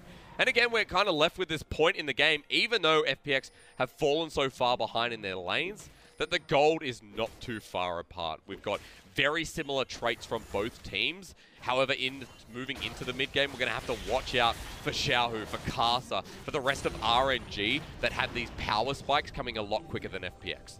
That was a fight where Gimgoon could have done a lot more with his with the lead that he had, but RNG danced around it way too well. Like, they never let Gimgoon get the situation where they could have found the shy Q at Worlds. Oh, here goes now Xiaohu. trying to force it. Here comes Time Catch as well. Xiaohu almost takes down the AD carry. Can they get the mid laning? Yes. Big shutdown here for FPX, and I like what they're doing, forcing the objective. Oh my god, Ming, the flash forward, repel cancelled. Can Karsa get into the fight though? Can Ming survive? Yes. What a worth there from RNG. Uzi's call here is to trade the towers at this point. He wants a solo gold for himself. Moving backwards into the mid lane, probably not a viable option. Great play by FPX nonetheless. They should be able to at least get this mid lane. Oh, flash here from Tian though. No ultimate available for Ming. They can turn onto Amazing J, but Doombee's tanking the turret. Moves out of range. Amazing J moves into it, trying to defend this wave. And with barrels, he will be able to, but still good picks here from FPX. He almost has the cannon barrage. That's what Amazing J is waiting for. He wants that ultimate to come up, and then they can chase down every single member with Uzi on the killer instincts. But very good devour by Chris. He takes LWX out of that resonating strike range, and that play is not going to happen. It was very, very close. It really was. Amazing J comes to save the day, and Uzi even joins the fray as well. Into the mid lane, everyone trying to break open those outers. Teleport was used as a side note by Doombe, and that is not the spellbook teleport, because that is his core summoner. FPX got game. They're within 300 gold of the situation, but RNG, they're not going to let the save side lane situation happen from game one. Doombe shouldn't be here. The kick's available for Karsa. He's in range. Doombe doesn't have the ultimate as well. I don't know what happened with that visual bug, but we all knew Doombe was going to die anyway. RNG get a pick and the mid lane turret, always trading up. It's just so hard to play from FPX's situation. They continuously have to go for the riskier and riskier play. Yep. And I actually feel like they should try to get Gimgoon in onto more action. Oh, hang on. There's kill threat from Amazing J. Has the World Ender, and he's 2 levels above. So still the Aatrox is big. The only reason we don't see him much is because Amazing J has been playing very safe in this lane. But it's still behind by about 50 CS. Keep that in the back of your mind, ladies and gentlemen, as we move into this mid game.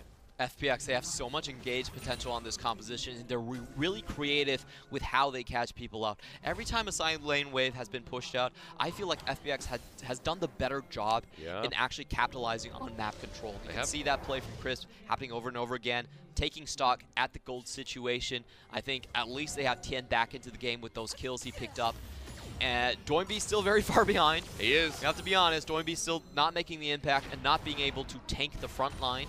Never did I think we wouldn't be relying on Doombe in a Game 3. We are relying on Tian, especially though, further to your point. But it could be Gimgoon again. You know, LWX and Crisp, and you know, bringing back to what you just said, Crisp needs to be next to LWX every step of this fight. There is so much risk here from the members of RNG. With the item build that Tian has been going for, he actually has a good opportunity to simply burst one of the carries. So we have to keep very close attention to him. It's not about the gold lead, it's actually about how they play the team fights and if they can find the crucial backline targets. Same thing for Karsa, actually. If he can find LWX, he has enough damage to actually blow him out. Yeah, almost lands a Sonic Wave. You would have seen that burst firsthand as they move out of the mid lane turret, but remember as well that for Tian, after he picks up that Morellonomicon, there's going to be a massive amount of burst on especially members like Xiaohu, who has the cleanse almost up and available. Thank you very much, says Amazing J. Well done on his end, but FPX are actually faster on the push situation. Top lane still crashing in. They're around mid lane for RNG. What is going to be the play because Tian's coming down? I don't think Amazing J actually wants to stay here. He doesn't see his the enemies, and he is pinging out that red buff is most likely being taken. But they do hold on to their towers nevertheless. Tian expecting someone to come down, expecting some creative pathing from Karsa from blue towards that red buff. And Uzi's joined into the fray as well. Tian does have the smite, that's the difference, but we'll just leave this one. Uzi did see the spider, the explosive spider from Tian, so we could see with his pings, he was very well aware that Elise was in that brush. A little bit unfortunate timing on Tian's end. But it was actually a good idea. Like, Uzi at the end did come out of that situation, and he did path the way that they expected him to. Can't believe how close this game is, Clement. You know, you said don't look at the gold. Completely agree. It doesn't matter anyway. We've got an Infernal on each team. There's a Cloud Drake sitting there, which is just going to keep the status quo as it is. There's a Baron that is spawning in 40 seconds. That'll change everything. But RNG optimizing on this dragon. They're going to take it away. We'll see what comes up next. Another Infernal, please. Nope, it's going to be Cloud. All right. Bit wishy-washy, but I'm sure we'll get there. The fights for RNG are more like knife fights. They have the ability to one-shot the enemy team with a lot of combinations. Syndra could probably do it by herself, to be honest. Karsa's also super fed. But on the other hand, FPX really only have Tian that can return the favor on their side. So I want to see, it's about how Doinby can kind of create space and find those flanks and openings for Tian to really come into the fight. I think Gimgoon is going to be looking at pretty much the same deal here, but it's going to be very explosive. A lot of things can happen. There's a lot of burst damage from both teams at this end. It really is going to come down, I suspect, to the vision fights and the instant reactions from team members. The crowd control from Gimgoon or LWX could decide it in a blink of an eye. We know exactly how those vision fights go when it goes towards Ming, as we saw in the last game. That's what won it over around that dragon fight. And FPX, they're in a strange position because right now they have all their control wards out. They don't have any refreshers, but this is the time that RNG are clearing away from Baron. It's going to be super rough. In fact, they don't actually have any control wards out on the field. So pretty rough right now for the vision clearing of FPX. And RNG having priority in that river makes it so much more dangerous for them right now. Yeah, FPX can't really venture out into their own jungle. It's very, very dangerous. Syndra could be hiding inside. They don't really have someone that can check. Not even Doinby can do it, but obviously he's in the bottom side. So they will have to relinquish control of this side of the jungle at some point. And the pressure will be building up. The pressure will be building up to the point where RNG can say, you know what? We've already created this much of a buffer zone. Let's turn it into a Baron. And that's when FPX, I feel like, has to make the move. They will be forced to.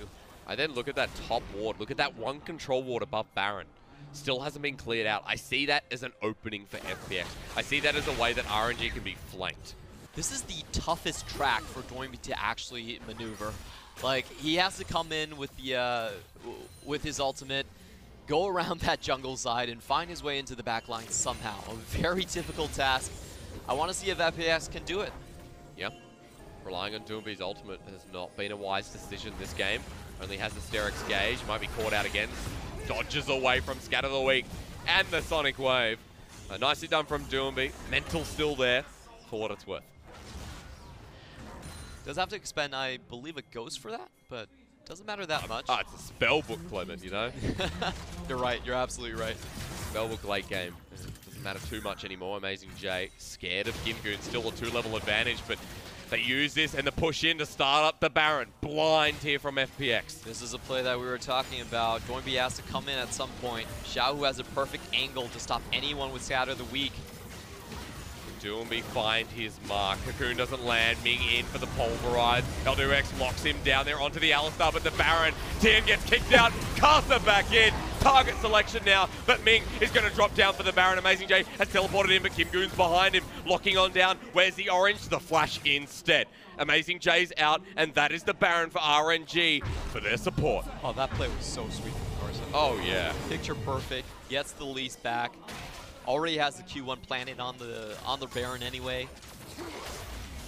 That's four thought. That was insane from Karsa. I mean, Karsa's been playing out of his mind in some of these games as well. So it is a testament to how this jungler has been shaping up over the years in the LPL and how he has facilitated life in RNG. 3k gold lead now for them. They have the Baron buff, but it still looks like they're on the defense from FPX's Doomby. I'm not sure about the 1v1. He can't get away from this. Can he survive? Sonic Wave's there, but Karsa doesn't need to chase anymore. Oh, hang on. Hang on.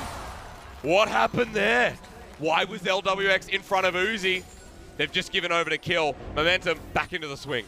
But So let's we're look at not this gonna burst, actually apparently. get the play here. Just watch how RNG are zoning out the entire team. They already have been proactively in position. LWX can't really walk through that that situation. Oh and Karsa, my God. flash kick, Q2, Baron, absolutely no chance for FPX to take it.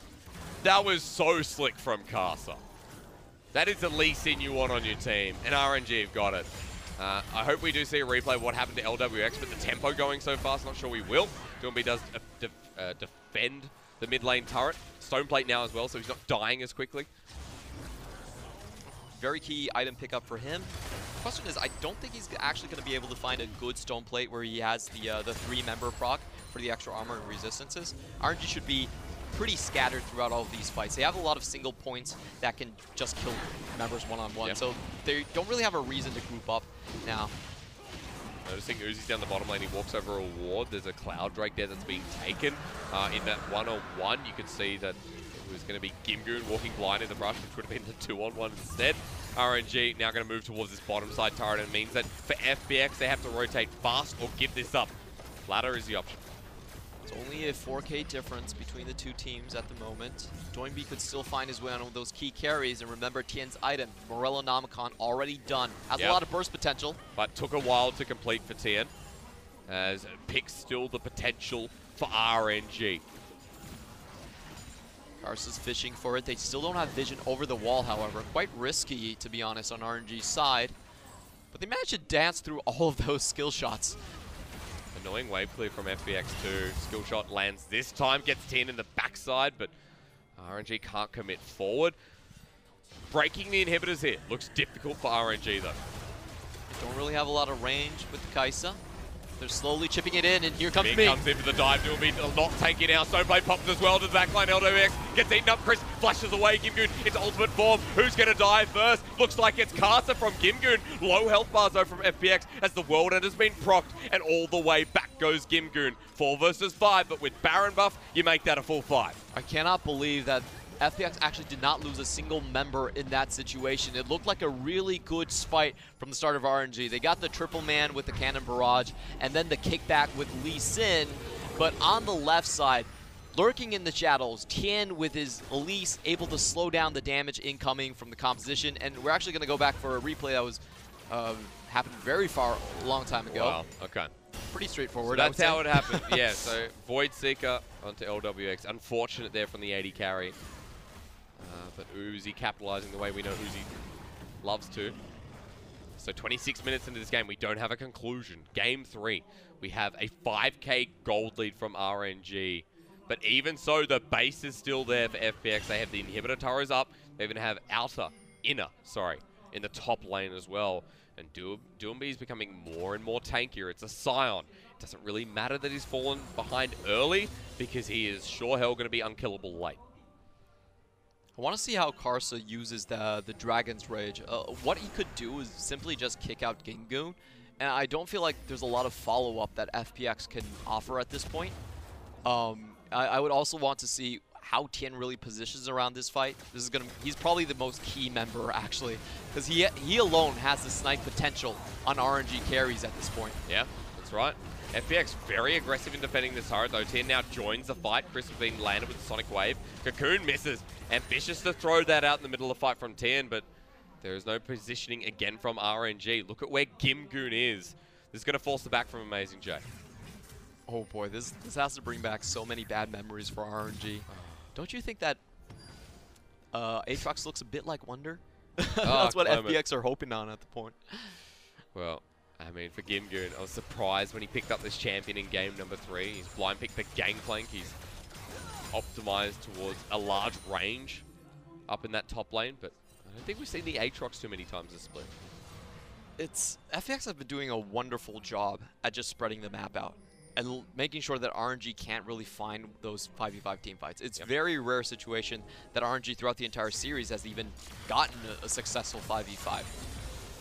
They're always pushing the side lanes. They're having them push out even in very risky situations just to force RNG to back at the moment.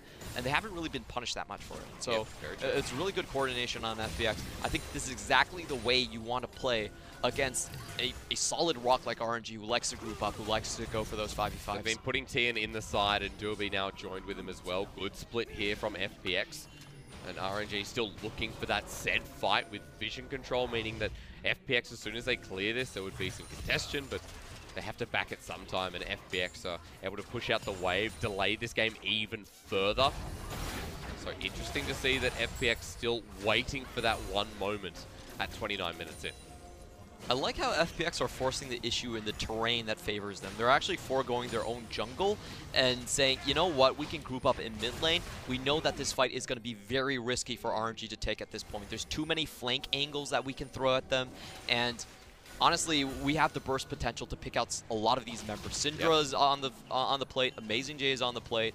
So FPX has done this twice already in their games where they try to draw out RNG into the mid side. Well, RNG tried to draw them to the top side because that's a big wave pushing on the inhibitor turret. And now into the pit, FPX know that RNG were doing Baron the flash there from Gimgoon into the fray. Ming finds a 3-man knockup. LWX is still alive, however, with Gimgoon right in the front. Duomi so tanky as well. Xiaohu looks for the burst but can't find it. That's scatter the week.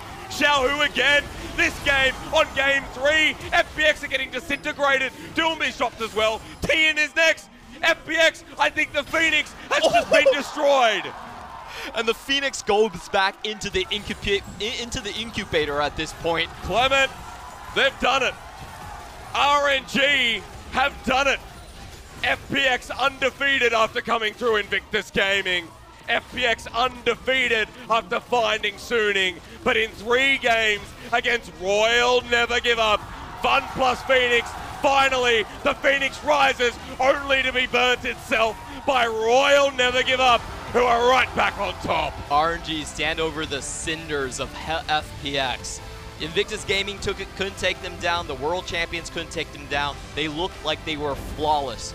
They looked like they didn't have a single weakness on the team.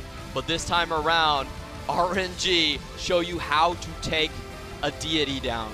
I love what they did against Doinb. They shut him down so many times. They forced him onto champion picks that had less effectiveness, and they showed up massively in the team fights. How many times do you see Ming with a 3-man knockup with a beautiful engage? Too many. Alistar is a champion that cannot go over, and the crowd are ecstatic. So well played by both teams in the final team fighting moments. You could see that Doinb had his way into the back line. He found that 3-man he was looking for, but RNG had an even better response. Syndra cutting off the entire ramp, not allowing LWX to follow up onto his front line, and he gets a beautiful scatter of the week to knock down 3 members just as the Varus pops out of the Devourer. Yeah. That was perfect timing from Xiaohu to finish the fight. So many times in that game, he hit that perfect timing window as well. Now RNG, if there were any doubters, it's been shown here against FPX where their strengths lie. The mid-game in game 1 to the recovery in game 2. They were never really at a deficit in that game 2, but they've recovered mentally here in the series. And a 2-1 over the leading champs here at the moment. Can I just say, undefeated. RNG are back. RNG are really back. They've been sleeping for a while. Pre-Chinese New Year, no Uzi. Nobody really thinks of them as a strong playoff team. They're sliding all the way beyond 10th place, but they came back with a roar after Chinese New Year. Now this is, in their recent 10 games, they've only dropped 2 of them, and taking this 3 of them, sorry, but taking this massive win over FPX really cements themselves once more as the kings of the league. Also playing a lot around Xiaohu, a different style of RNG, and I think it was Duobi in there that said in our little face-to-face chat, they're playing around Uzi again, right? They're playing around Uzi. You look at that game and you go, yeah, playing a lot around Xiaohu. Yeah. Playing a lot around the mid lane of RNG. This is a new level of cooperation between Xiaohu and Carson. I think that's the thing that we're really quite impressed about. In the previous splits, I actually felt MLXG had better synergy between the two junglers, and a lot of times you felt like there was probably a little bit of a desynchronization, and at Worlds they didn't really go for this strategy where they were trying to shut down the enemy in mid lane. It was more about just the tanks, the utility picks, but this time it's different. This time Karsa and Xiaohu, they're working like they are on the same mind. That's right. It's a crushing blow for Fun plus Phoenix, but such a good delivery here from Royal Never Give Up. Clement, there is one thing before we finish up and before we go to our next series. FPX, are they going to playoffs? Yeah, of course. Okay. Well, come on, that's but too easy. RNG probably aren't too. IG V5 coming up right next. The action does not stop here in the LPL. We'll be right back.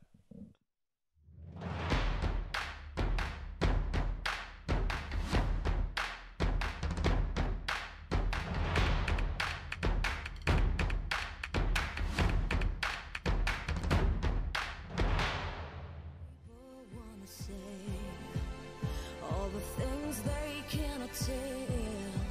It's time to sing a song instead, and everything turns out to be well. Your words are sweet like a melody. You lift me up, bring me to my knees, and there is one thing I gotta say to you. The more I fall, you keeping me alive. The more I know, I said you're keeping me alive. The more I fall, the more I know, you keep me alive. I lose control, then you go on to keep me alive. The more I fall, the more I know, you keep me alive. I lose control, then you go on to keep me alive. You keep me warm, and I gotta say, you are the answer to my every prayer. You made my nights and you made my day. You make me dream though I'm wide awake. You are the way that I love to choose. With you by my side I just can't lose. There is one thing I gotta say to you. The more I fall, you're keeping me alive. The more I know, I said you're keeping me alive. The more I fall, the more I know, you keep me alive. I lose control, then you go on to keep me alive. The more I fall, the more I know, you keep me alive. I lose control, then you go on to keep me alive.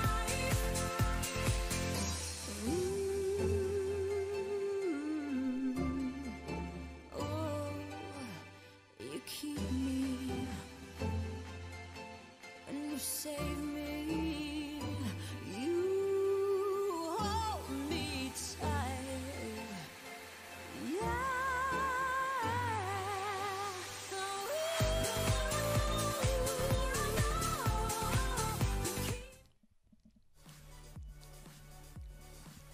After joining that party of RNG and FPX, we bring you to another one. This one might not be as calm, ladies and gentlemen, but it's IG and V5. My name's Jake Asterix Osipenko. This is Clement Chu. Another series awaits us in the LPL. This one might not be match of the week, but let me tell you one thing.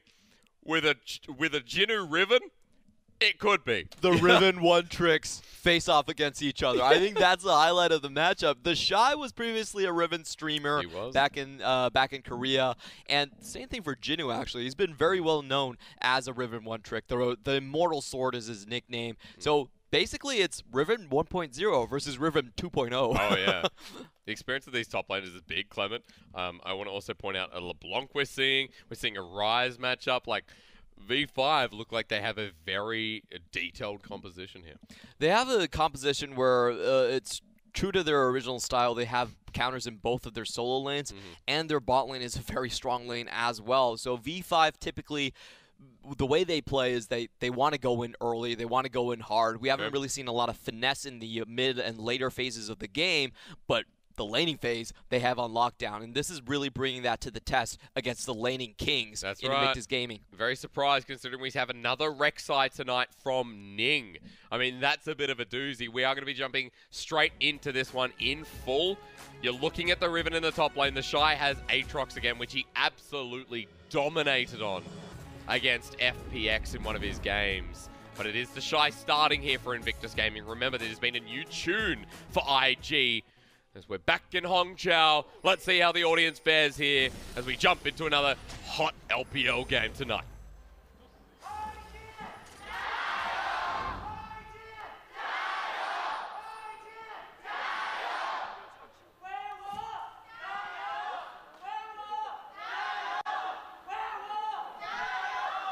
A much calmer man. All right. I feel like the Chinese crowd just worked out that they could say, oh, hang on, you know what we should do? SKT or Rogue Warriors. Nah, that's too obvious. Let's go for LGD. That's what they always go for. Yeah. Like today, all the chants have been for LGD. they're a fan favorite. Of course they are. This is different. It's different because I see flashy colors. It's not often that we get a bright young mix of all four trees there on IG. Pretty rare indeed. I'm really curious on how the topside matchup is going to work out. I do suspect the Riven should have the upper hand in this fight. I think her ability to reposition is far more mobile than Aatrox, and with that mobility, you can dodge out on the Infernal Chains, you can dodge out on the Q3 quite easily. So I actually think this is a counter matchup where Riven should have a very good time in lane, and I want to see her use it. Jinu's been playing Riven more than anyone else in the league. If you haven't tuned into Jinu's Riven, let me tell you that it is all but one game of a loss. So there's like 4 wins, 1 loss if I'm not mistaken. A very high KDA that I believe was almost reset in the last game, but still very high at that, and he likes to take inspiration with Magical Footwear and Cosmic Insight.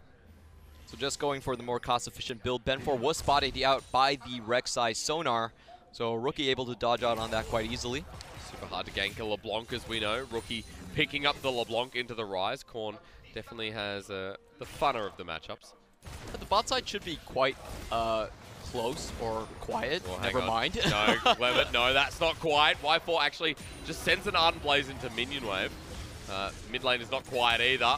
Korn does get the favorable trade, of course, into the LeBlanc. What were you saying about quiet? Hang on. Oh, what about the top lane? Jinu tries to flippity-floppity out of there. And the Shy says, get back here. How does the Shy land that Infernal Chains with the amount of mobility the Riven has? He's been able to find the wave push. Of course, Jinu did help out with the leash earlier on, and he's been using the range advantage so well. Yeah. I mean, if anyone can do it, it's the Shy. Makes perfect sense. The Aatrox has been one of his stock standard this split when he's been coming in. Very early time to look at the gold because we are looking at the Rek'Sai there. Ning a couple of CS ahead in the jungle. And another unique pick here from Ning is what we didn't get to mention there in our mini champ select. I believe this is his 12th jungle champion played. Ning has Really? Ning has played a lot of champions, from the Karthus to the Zac to his Kayn. I believe he has the most jungler champions played in his position. Wow. Is the do and be of the jungle. Pretty much. With unique champions comes the authority that you might find, but Road has found himself foul land. The support might die here. Ben4's here as well. There's no way he's getting out. First blood to V5. Right on track. Good stop from Road there to block out on the body, the E coming in from Gragas. Pretty easy kill on their end, and Jinu definitely suspects something. He sees the Poros. Good chance of a return gank here from Ning, but unable to get in the lane as Jinu just perfect timing. Able to heal back up as well, but use the teleport. So Jinu without a summoner. Excuse me, it will be the longsword picked up after base. Now, can he get this 1v1? Well, the Shy says no again, which is super, super rough. Yeah, the Shy has just been tagging all of his abilities. Like, I was suspecting that maybe the mobility from Riven would be able to counteract the skill shot centric combo nature of Aatrox, but it doesn't look like the case. What it seems like is the Shy has been able to use his range advantage so well that every time Jinwoo tries to get close to him, he's taking the Q1, Q2 before he even really gets close. Yeah. As well as Jinwoo being unique in his Riven pick, I guess we could say that, you know, for Ben 4, he's been playing a lot of heavy engaged junglers. It actually looks like a steal away from Baolan that he takes the Gragas that Ben 4 is so accustomed to in that jungle. So it's actually some smart drafting here from IG as always. I like how this team, both of these teams, have basically no tanks. This is just an all-in, let's see who wins lane, solo queue style game. Speak of the devil. I mean, Rookie really wants to take down Korn, really wants to burst him out of this lane. It's so hard right now. Whoever hits level 6 first wins. Just going to say that right now. The Shy's a lot closer. If Jinwoo's in this lane with level 6, he'll go for it. The Shy hits 6 first, Jinwoo hasn't hit it just yet. The Shy's like, all right, you're here too long, Riven. Hui, Infernal Chains meant death there, as Jinwoo has now just hit 6 himself. The Shy playing this is just so beautiful. The way he's comboing his abilities off, really leaving no gaps for Jinwoo to react quick enough, even land a lot of the Infernal Chains, which I don't even think he's supposed to. Yeah. And we really haven't seen a key burst from Jinwoo ever land onto the Aatrox. Really rough as well, considering that, you know, still you technically have the range advantage. This is JackeyLove all the way out in this bottom lane. Road and Rifle doing exactly what the lane is meant to do, but JackeyLove still no CS discrepancy. Oh no. Do it. The Shy onto Jinwoo again. It lands. The change. Oh. Jinwoo 1v1. The Shy just says, Jinwoo get out of lane as Ning roams to the mid lane. Korn's been ignited and he'll go down before getting into the Realm Warp. IG winning across the map, really. Rookie doesn't even need a second chain. The first one enough with the burst damage coming out from Ning. And this is what happens when you challenge the Jinwoo the just got kings back themselves. to lane. Jinwoo literally just walked back to lane. Doesn't have to teleport. Misses out on half a wave, but because the Riven should be fine. Bottom lane is still as spicy as ever, and is the only lane right now that V5 can consolidate in. The thing I love about watching the Shy play is it's basically solo queue tactics perfected. First off, let's watch Korn. Goes in, lands the Rune Prison, but Rookie also hits the chains, and pretty easy takedown overall. Yeah. Big thing to note is that Rookie still holds on to his flash, so repeat gank, definitely a viability in the mid lane. Ning is nowhere near this dragon though, so while V5 are trying to trade up, this will be a good way to start. And a Mountain Drake nice and early. Let's roll that dice once again. And we'll see an Ocean Drake coming forward, so not the worst thing here for V5, especially with the way top lane's going. Let's get that Ocean Drake. There you go, there's your key burst, Clement. But Jinwoo lost that trade very heavily.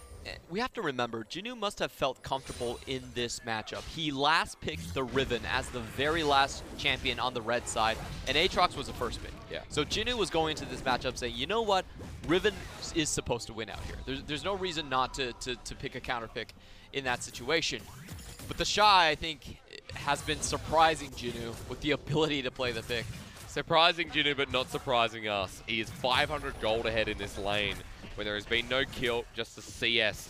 Look at it grow. Look at the CS that's being denied. Jinwoo still doesn't have teleport or walk back to lane. The Shy can just stay here forever. This is part of the issue of playing against the top laner in the world. Best top laner in the world, sorry. Yeah, it must feel pretty shocking for Jinwoo, because Riven is his best champion as well. He has had a lot of confidence on it.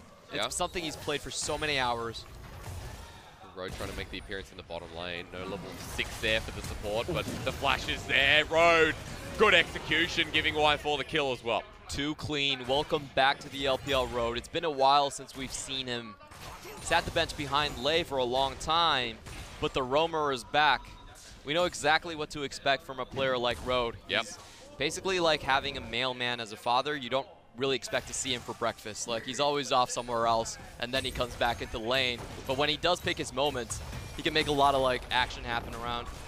Yeah, but much like the mailman as well. He's got a busy schedule at the moment, busy lanes here, mid and top, hard to babysit. So for now, sticking here with Y4, has the mobility boots to continue that roam. Exactly right. But Y4 in a very good position here as the Lucian.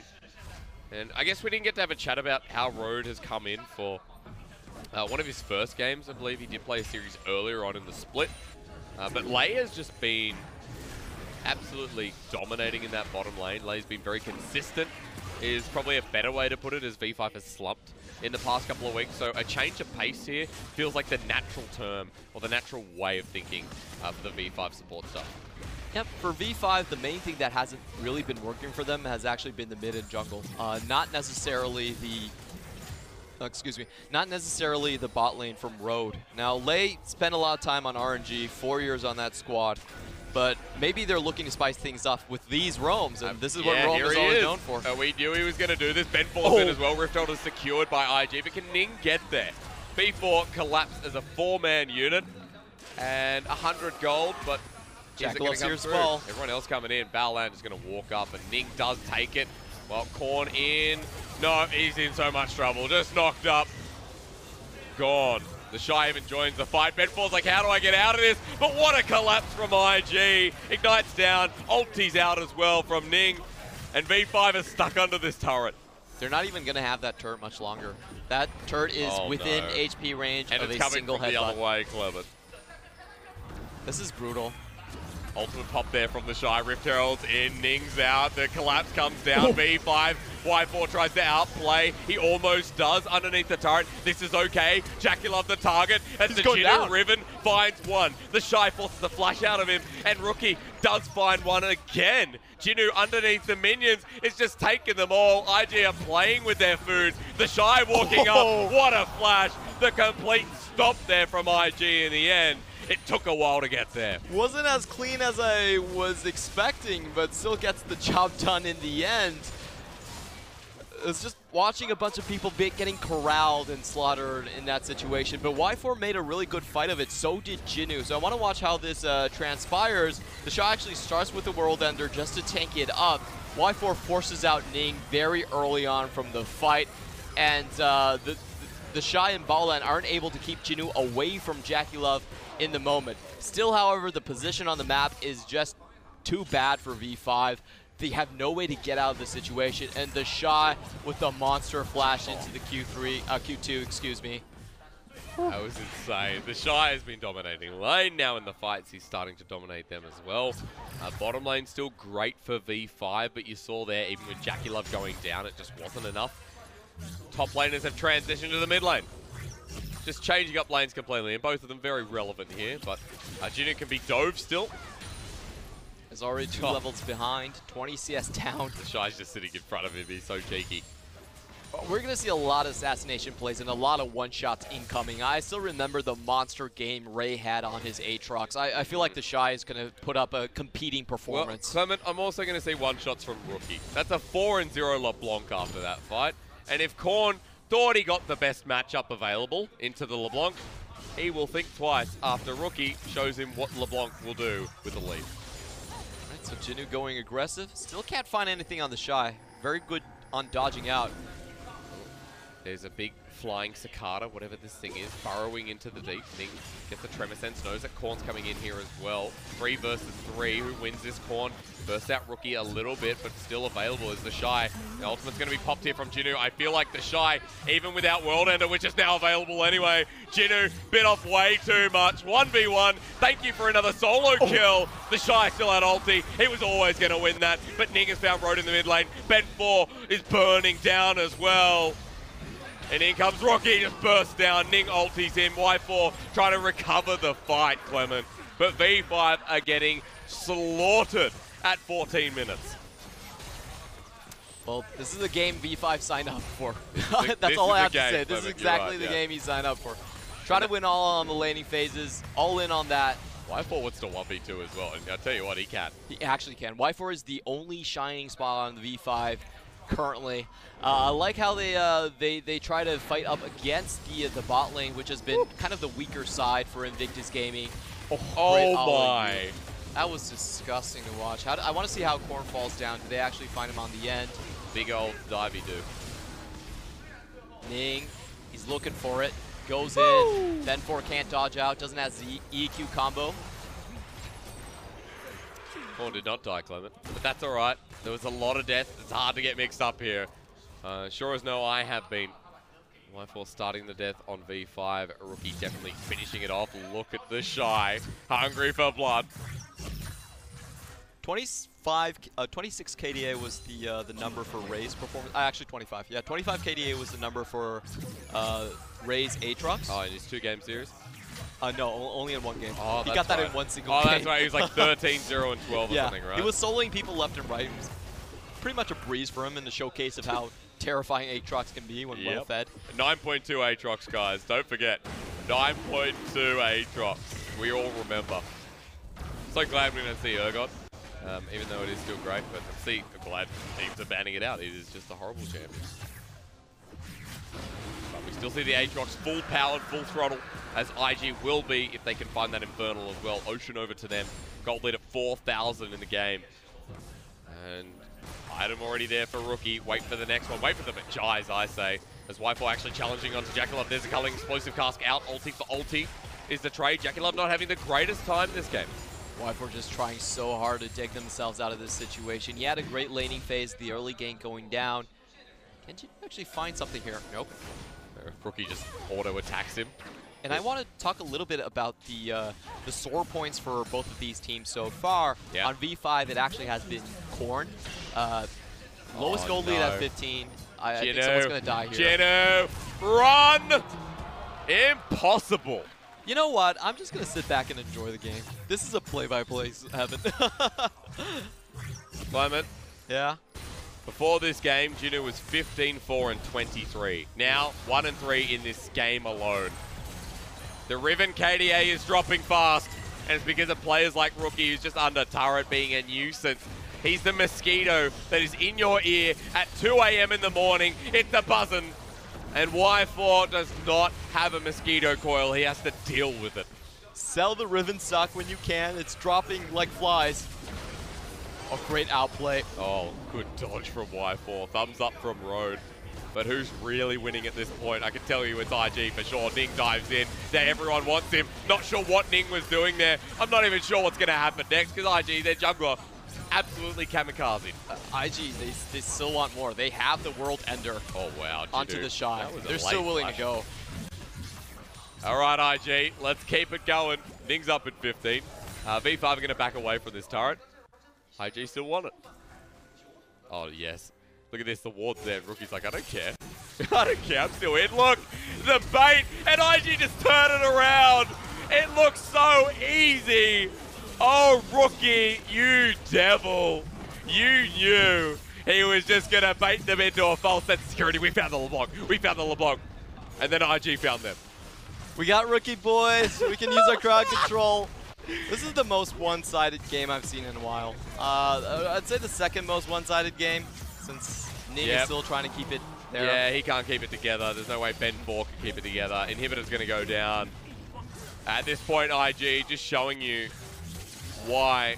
I mean, there's such a big discussion to come with this as to we still don't know who we think is going to represent at MSI. We've got so many good teams to split. IG, one of them, of course, still in form. Rookie's having a ball. The Shy's having a ball. Ning's having too much of a ball.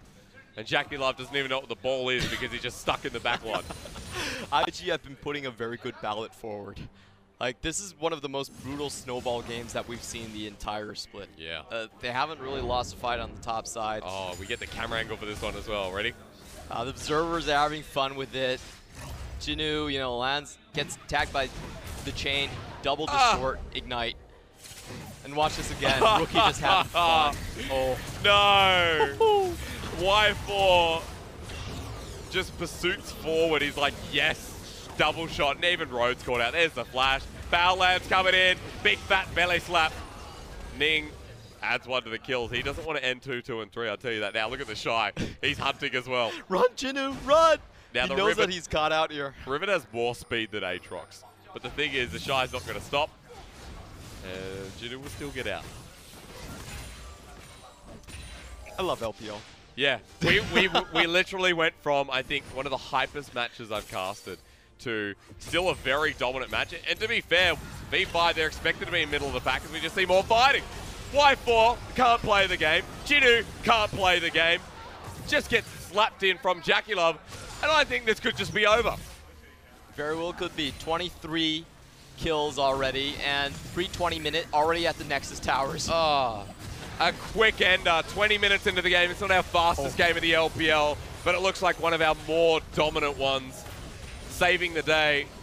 V5 trying to delay the game as the Shy has teleport. The wave's going to crash in. We're going to see teleport used to try and close out game one. First Nexus Tower going to drop down. Rookies into the back line onto Y4. And Invictus Gaming showing us why they are the top team. Showing us why. As the Shy and Rookie are having a field day. Good ultimate there Rookie from Road. They do find a pick there. The Shy should drop down, but realistically, Willie, even JackeyLove gets a kill. Korn chasing up Ben4 there as well. Cataclysm is down, but Ben4 is not that tanky. Balan's just a support. And V5 successfully defend the game. But how long? Their Nexus is actually getting hit up right now by the super minions. They have to go back and defend. They're going to get back in time. There's not enough super minions there. But the side lane is pushing it as well. And V5, I mean, Clement, this gives us time. I don't know how much. We can have a bit of a, yarn about how V5 started the split and how V5 are kind of going now. I don't think we're going to have the time. You Sorry. don't reckon? No, we're not. Nope. Oh my God. Leave him alone. I pity Y4. He's like, you know what? My lane went okay. My lane did okay. I tried to carry. I did and my this is what I job. get paid with. This is a solo queue game that you do so well. You're Look at proud of your Y4. Performance. Look at Y4 Yeah, right he's like, now. nah. He's like, he's sipping on his tea, thinking about I his hope there's life. something stronger than tea in there, Clement. Because after this, you are going to need an absolute cure. I want to see if he actually takes his hands back onto the keyboard when he comes out of the fountain. He looks All right, he so does, he does. upset. He's picking it back up. This is truly the game where you play so well and you go, I did so good in this game. And you look at the rest of your map, you're like, oh, we're 3 and 15. Like, what happened? I haven't been paying attention. I know that sigh, man. I've sighed that way so many times before. JackeyLove doesn't even have a look on his face. It was just so clinical here. Had a rough early game, but V5 going to take the engage, find the Shy. He can't ultimate in time, but Rookie has already found Jinu, top laner for top laner, but V5 on their last legs underneath this Nexus. Road here as well, culling into JackeyLove. They will almost find him. V5 successfully defend. IG can't end. This is insane. Oh no, that's a Realm Warp. Who's in it? It's Road. Peekaboo. Oh God. Y4 flashes forward, still trying to carry, but has he gone too far? Rookie's found him. Y4 gets bopped. And that is so rough. Look at Y4 again. He's biting his lip. Korn going to get jumped back in on. Rookie does go down to Korn, and now this has gone from a dominant game from IG to a fiesta. This is a Mexican fiesta. There's food everywhere, and people are enjoying it. You know who's not enjoying it? Y4. Y4. Oh boy. I think it's almost cruel at this point on how long they're keeping the camera on him. Yeah. I feel you, man. I feel you, man. But IG, they're having a great time. They're not finishing the game as clean as possible. Honestly, if the Shy just waited for the world ender, Yeah, it should have been over play, in like 22 minutes. over. Look at Korn face checking. Like, uh-oh. Why are you here, Korn? Leave! There's an Infernal Dragon now onto IG. Korn might have to flash, but he doesn't have it. Worth a shot, I guess. Okay, this should be the game ender. Okay, Clement. It should definitely I be the don't know. game ender. Y4, everyone's rooting for you. How many guys can you take down? It's Y4 against the world. Jinu is 2 and 6, by the way. That KDA is absolutely buggered. There's 2-item Riven. Let's go. Get a 4-man stun. You're good. True Shot Barrage in. There's nothing here. The Shy just ults straight away. Ben4 escapes. Can we hit the Nexus? Jinu now running for his life, trying to waste time. Rookie says none of that. You are going down here. Rek'Sai ultimate as well. Jinu does die in the end from Ning. The ultimate comes into the mid lane and Rookie is just there to play with his food again. Invictus Gaming, it was still a dominant game as Road. Can't even survive with Unbreakable Will. Korn has survived just in time to see the game end. And if there was any doubt about Invictus Gaming, as much as they're monkeying around, I'm sure Game 1 will silence it. And V5 go back to the drawing board, and I hope it's a big one. That's such a morale crasher from V5. I was very